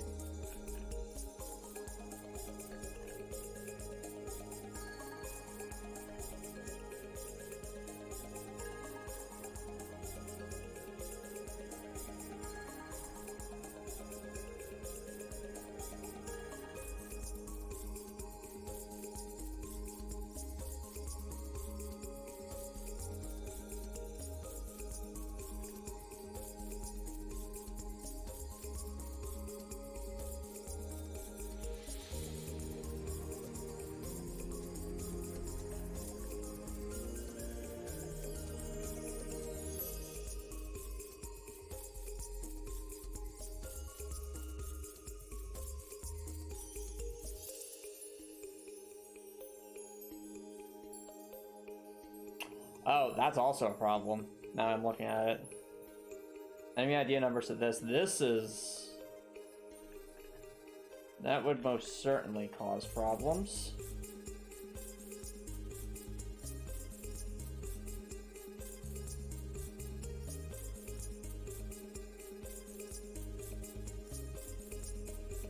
If I delete that, what happens? Okay, so it's still getting needed up there. I feel like that's another potential issue. Constantly changing the enemy ID number.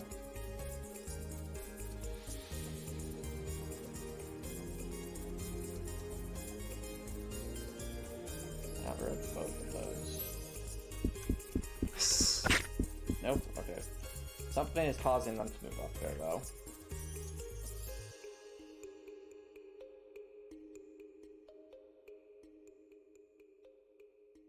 Oh, that.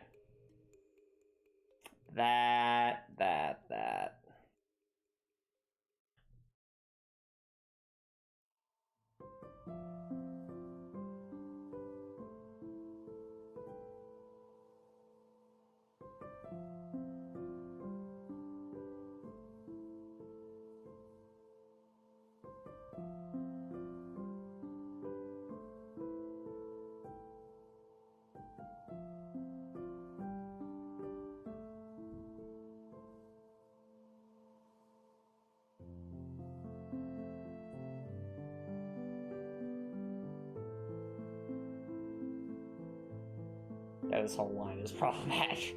Okay.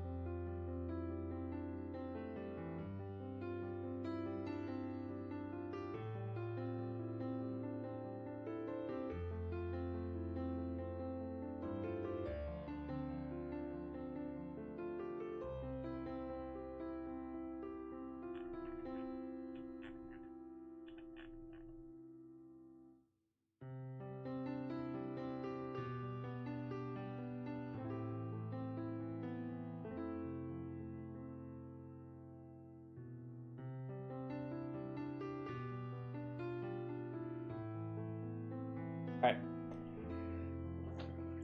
First thing I'm going to change here.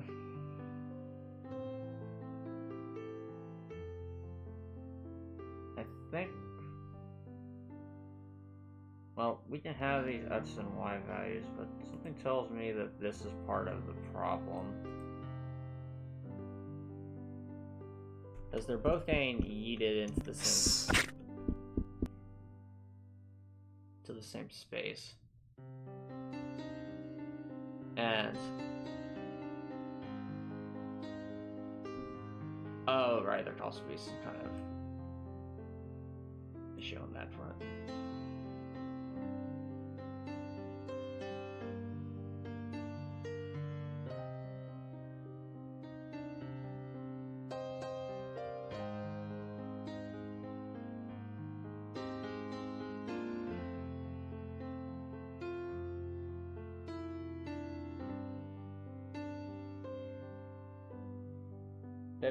Hey, welcome back, Tabernacles. I'm just trying to do some debugging. I will say this. What we have here is closer to independent action than what we had before, which is good. That's progress. Now we're trying to debug some things. As you can see, so one of the servers acting pretty. I mean, they're both acting goofy, but at the very least, they can move independently of each other, which is important. So you can see they are able to behave independently, which is important.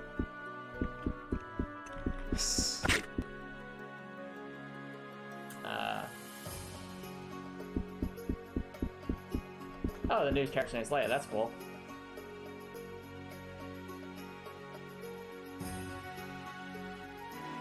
I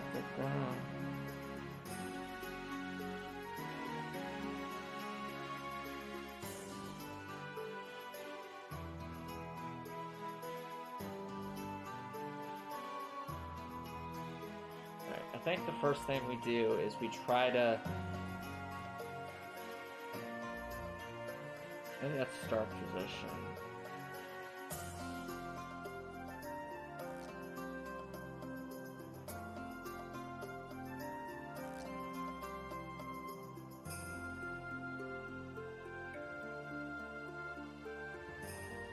Alright, interesting job, Wilson. Anyway, yeah,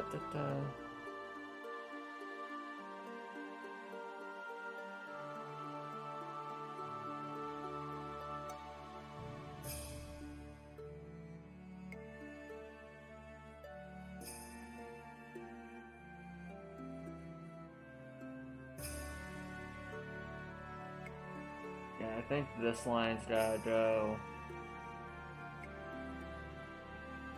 It's not helping, it's... Well, maybe it could help, but it's like... There's no way to check... Oh! We need a way to check this. The loop iteration C... is what? I think loop iteration C lines up with good thing.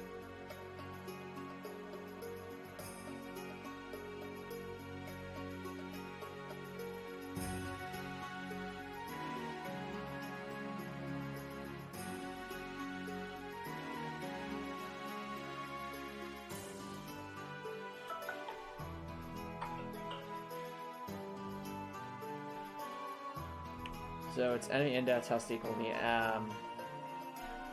what's the loop iteration? What am I saying this to?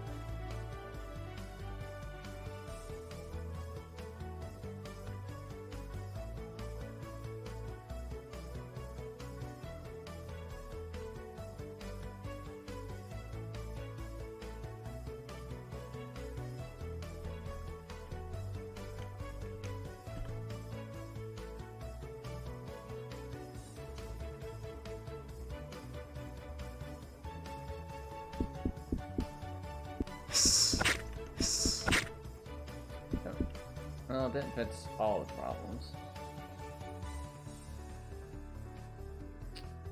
Definitely feel like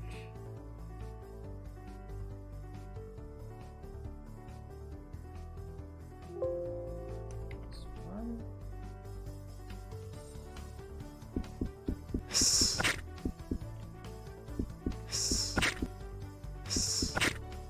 No, that made it worse.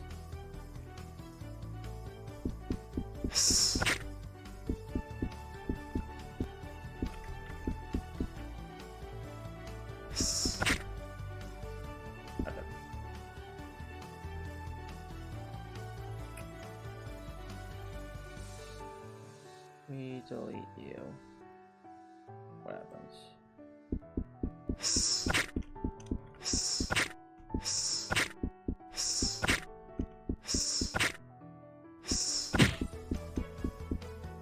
Alright.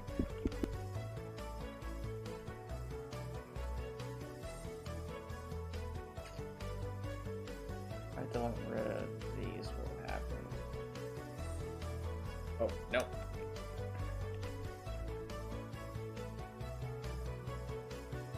Ah, yep.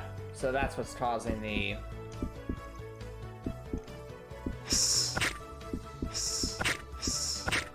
Alright, so that's that problems. That's a different issue. Okay. Alright, Cobra. Okay.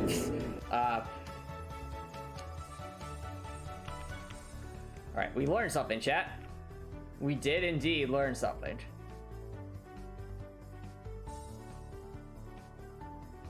And getting rid of these does not... No, it does. Okay, so what we have learned is that the X and Y position code, this lines right here, were causing the issue we were seeing before, saying this at the wrong position. So we have that to remove at least. But I'll probably want to make a note here.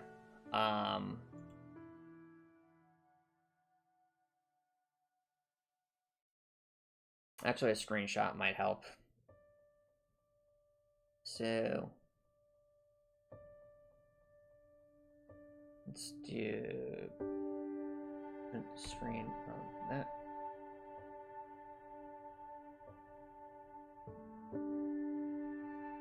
I think. Yeah. Crop this. Not that I can see.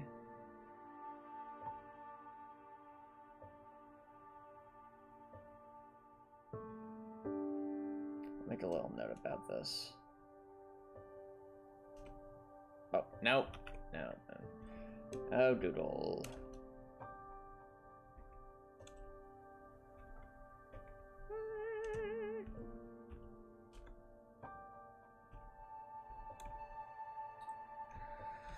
Note the set X position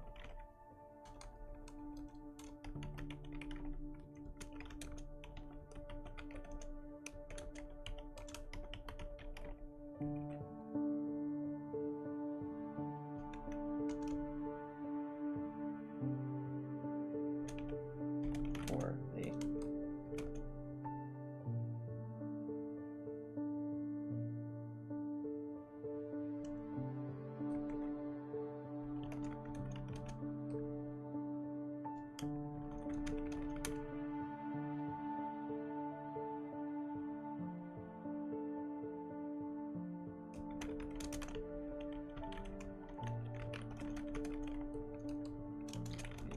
below caused a bug where the collision objects would stack up like before.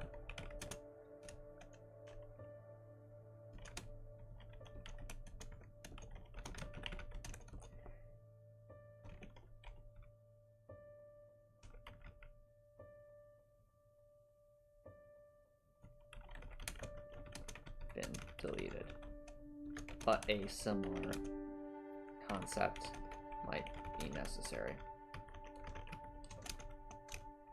IE.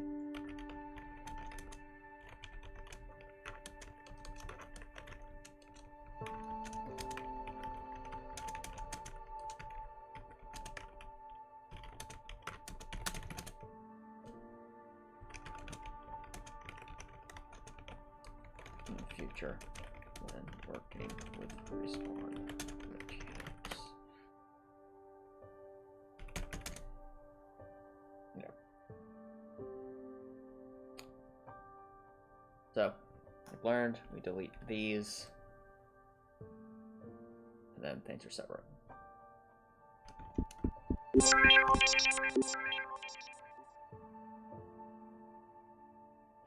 Okay, well, at least that's one bud. And so our business, I think, is these. So altering the enemy ID number is a massive no-no, since this is going to, well, have downstream effects. I mean, it even is the enemy data retrieval index.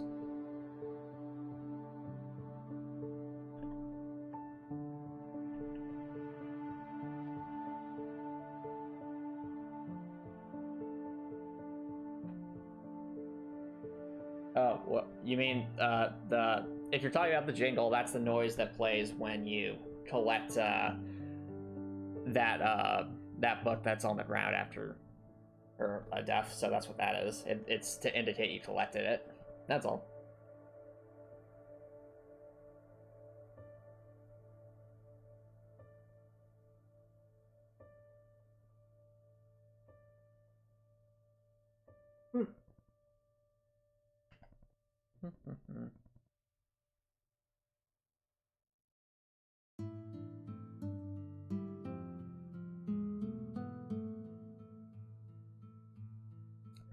And the enemy data retrieval index serves its purpose, but I think it's not.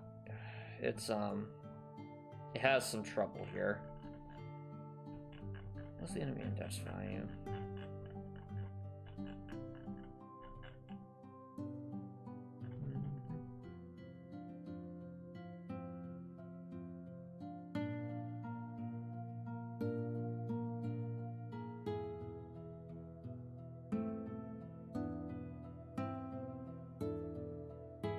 Alright, I think what we do... The thing I'm running into is we're going to need some way to compare the two. I think we'll just have to compare the for each object directly, loop aberration directly to the enemy index value. Because we know that once it's indexed, that can work.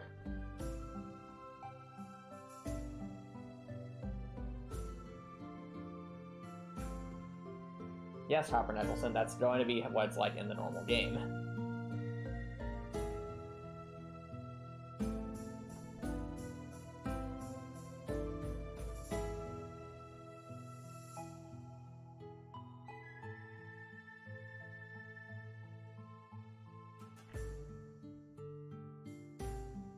I don't think so, Copper Nicholson. It's not that loud of a jingle, and you've it also you have to keep in mind we're doing this in a situation where everything is silent.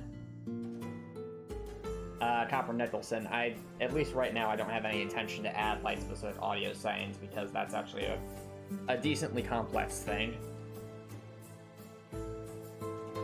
I figure right now the main focus should be just on getting the core gameplay loop set, and audio settings are not part of that. Well, again, Copper Nicholson, that's because we're in a development setting where your background is just pure silence, beyond this random background music I have on. It's very soft. In the full game, I don't think it would be nearly as jarring because it's just a minor thing.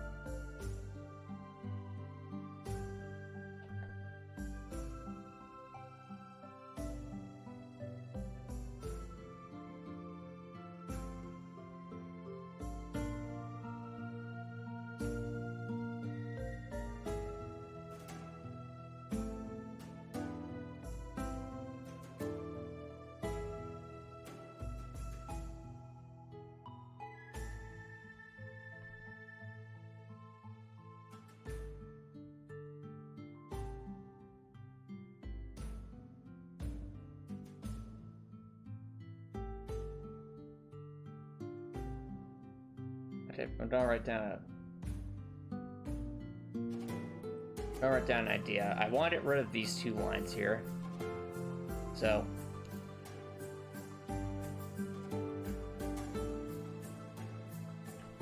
that an idea section.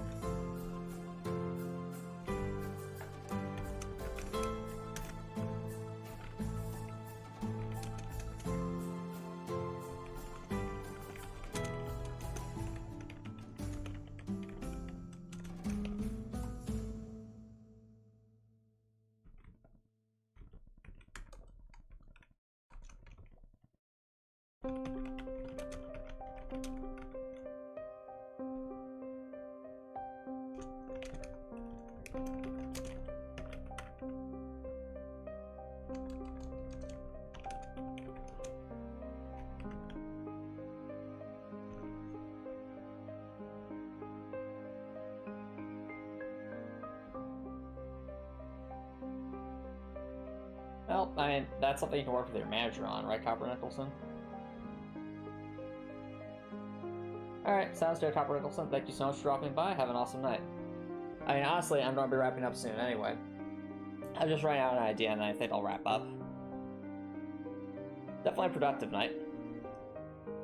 If a bit more on the tedious, on the slower side, because I had to just go through all lines of code. No worries, Copper Nicholson. Have a good night.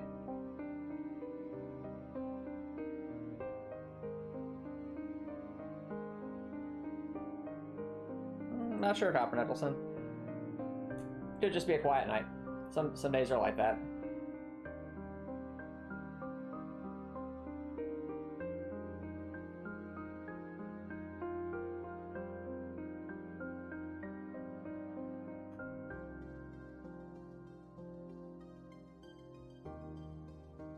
Alright, so reworking Sandy. The lines.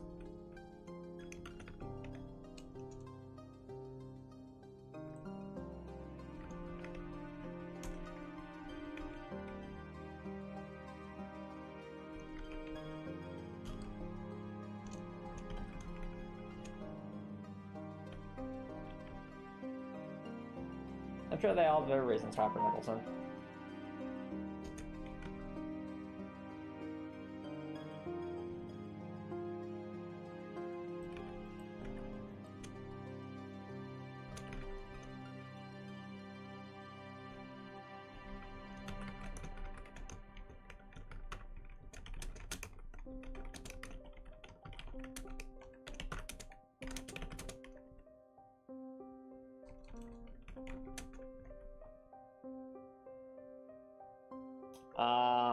I would if they were here, Copper Nicholson, or if they were raiding or something like that. But they're not here at the moment, so why?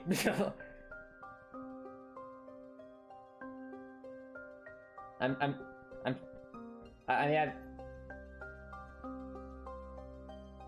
Alright, and that's cool, Copper Nicholson. I'm just saying that I typically give shoutouts when someone comes onto stream, and right now I don't see them, so I don't have an ID to shout out to.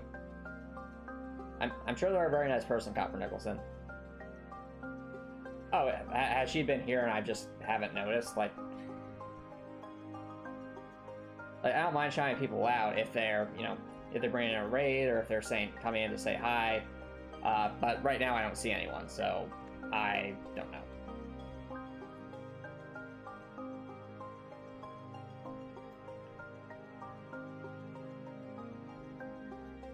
Oh, she's here? Alright, let me see if I can do that real quick. 1 second.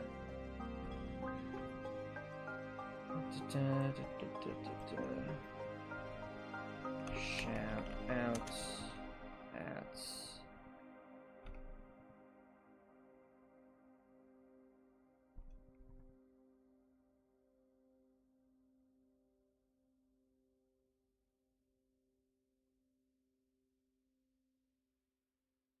Are you sure? Oh, I see.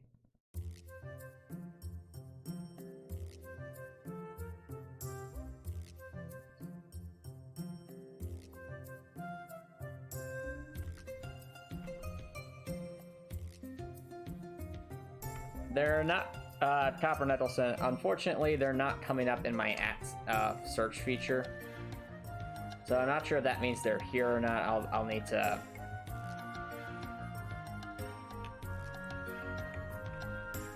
Let's try that.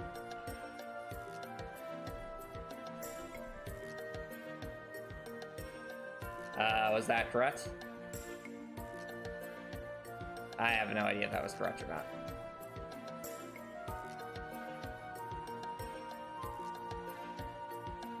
Well, alright, there you go. So, shout out to how do I pronounce that? Electiz to Yuzu, I want to say. Is that how you say it? I want to make sure I'm saying that right. Yep, shout out to Electiz to Yuzu. If you haven't seen them already, make sure to go check them out, give them a follow if you like their content, and go from there. Wishing you all the best with your streaming. Where was I? The code controls the set any ID numbers. Any collision box. Line 1041. Okay. Oh, Yuzu for sure. Okay, fair enough. Well, thanks for dropping by, Yuzu. Really appreciate it. And I hope your stream does well. Alright, the code controls the set any ID number, set any index for the... Alright. Delete the code that...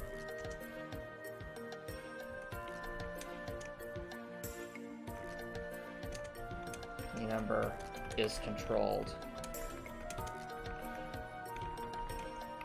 Yep, that's another Copper Nettleson.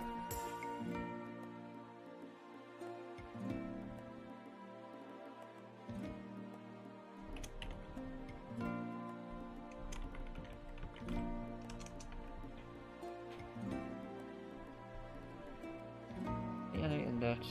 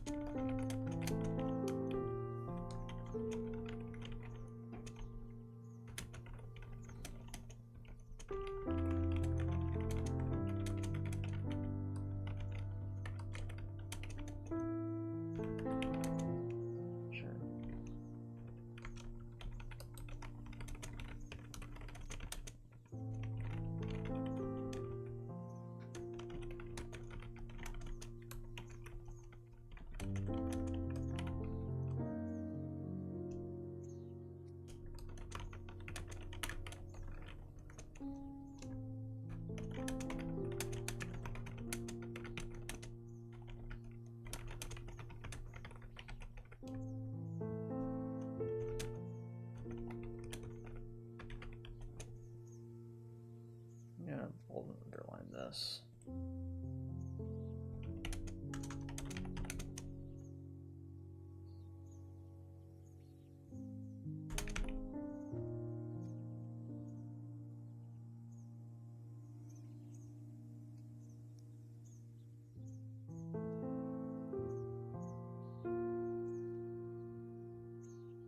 Every line from.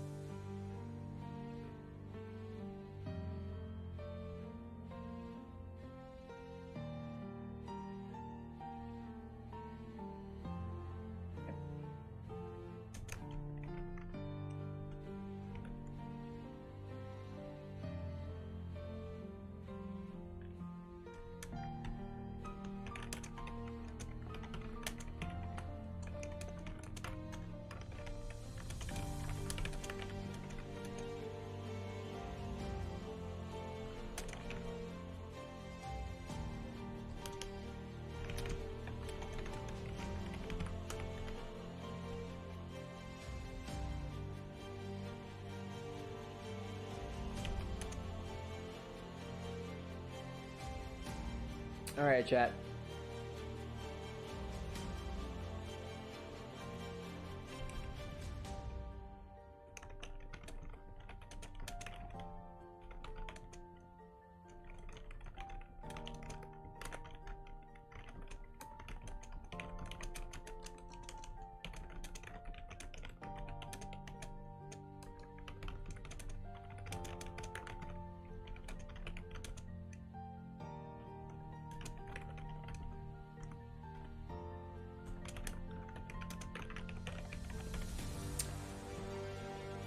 Alright, chat. I think this is a good spot to start wrapping things up. If you're watching here on Twitch, feel free to stick around for a raid. But if you're watching us on YouTube and you like what you saw, please consider subscribing on YouTube. It's free to subscribe on YouTube. You can always change your mind later, and it's a great way to show support.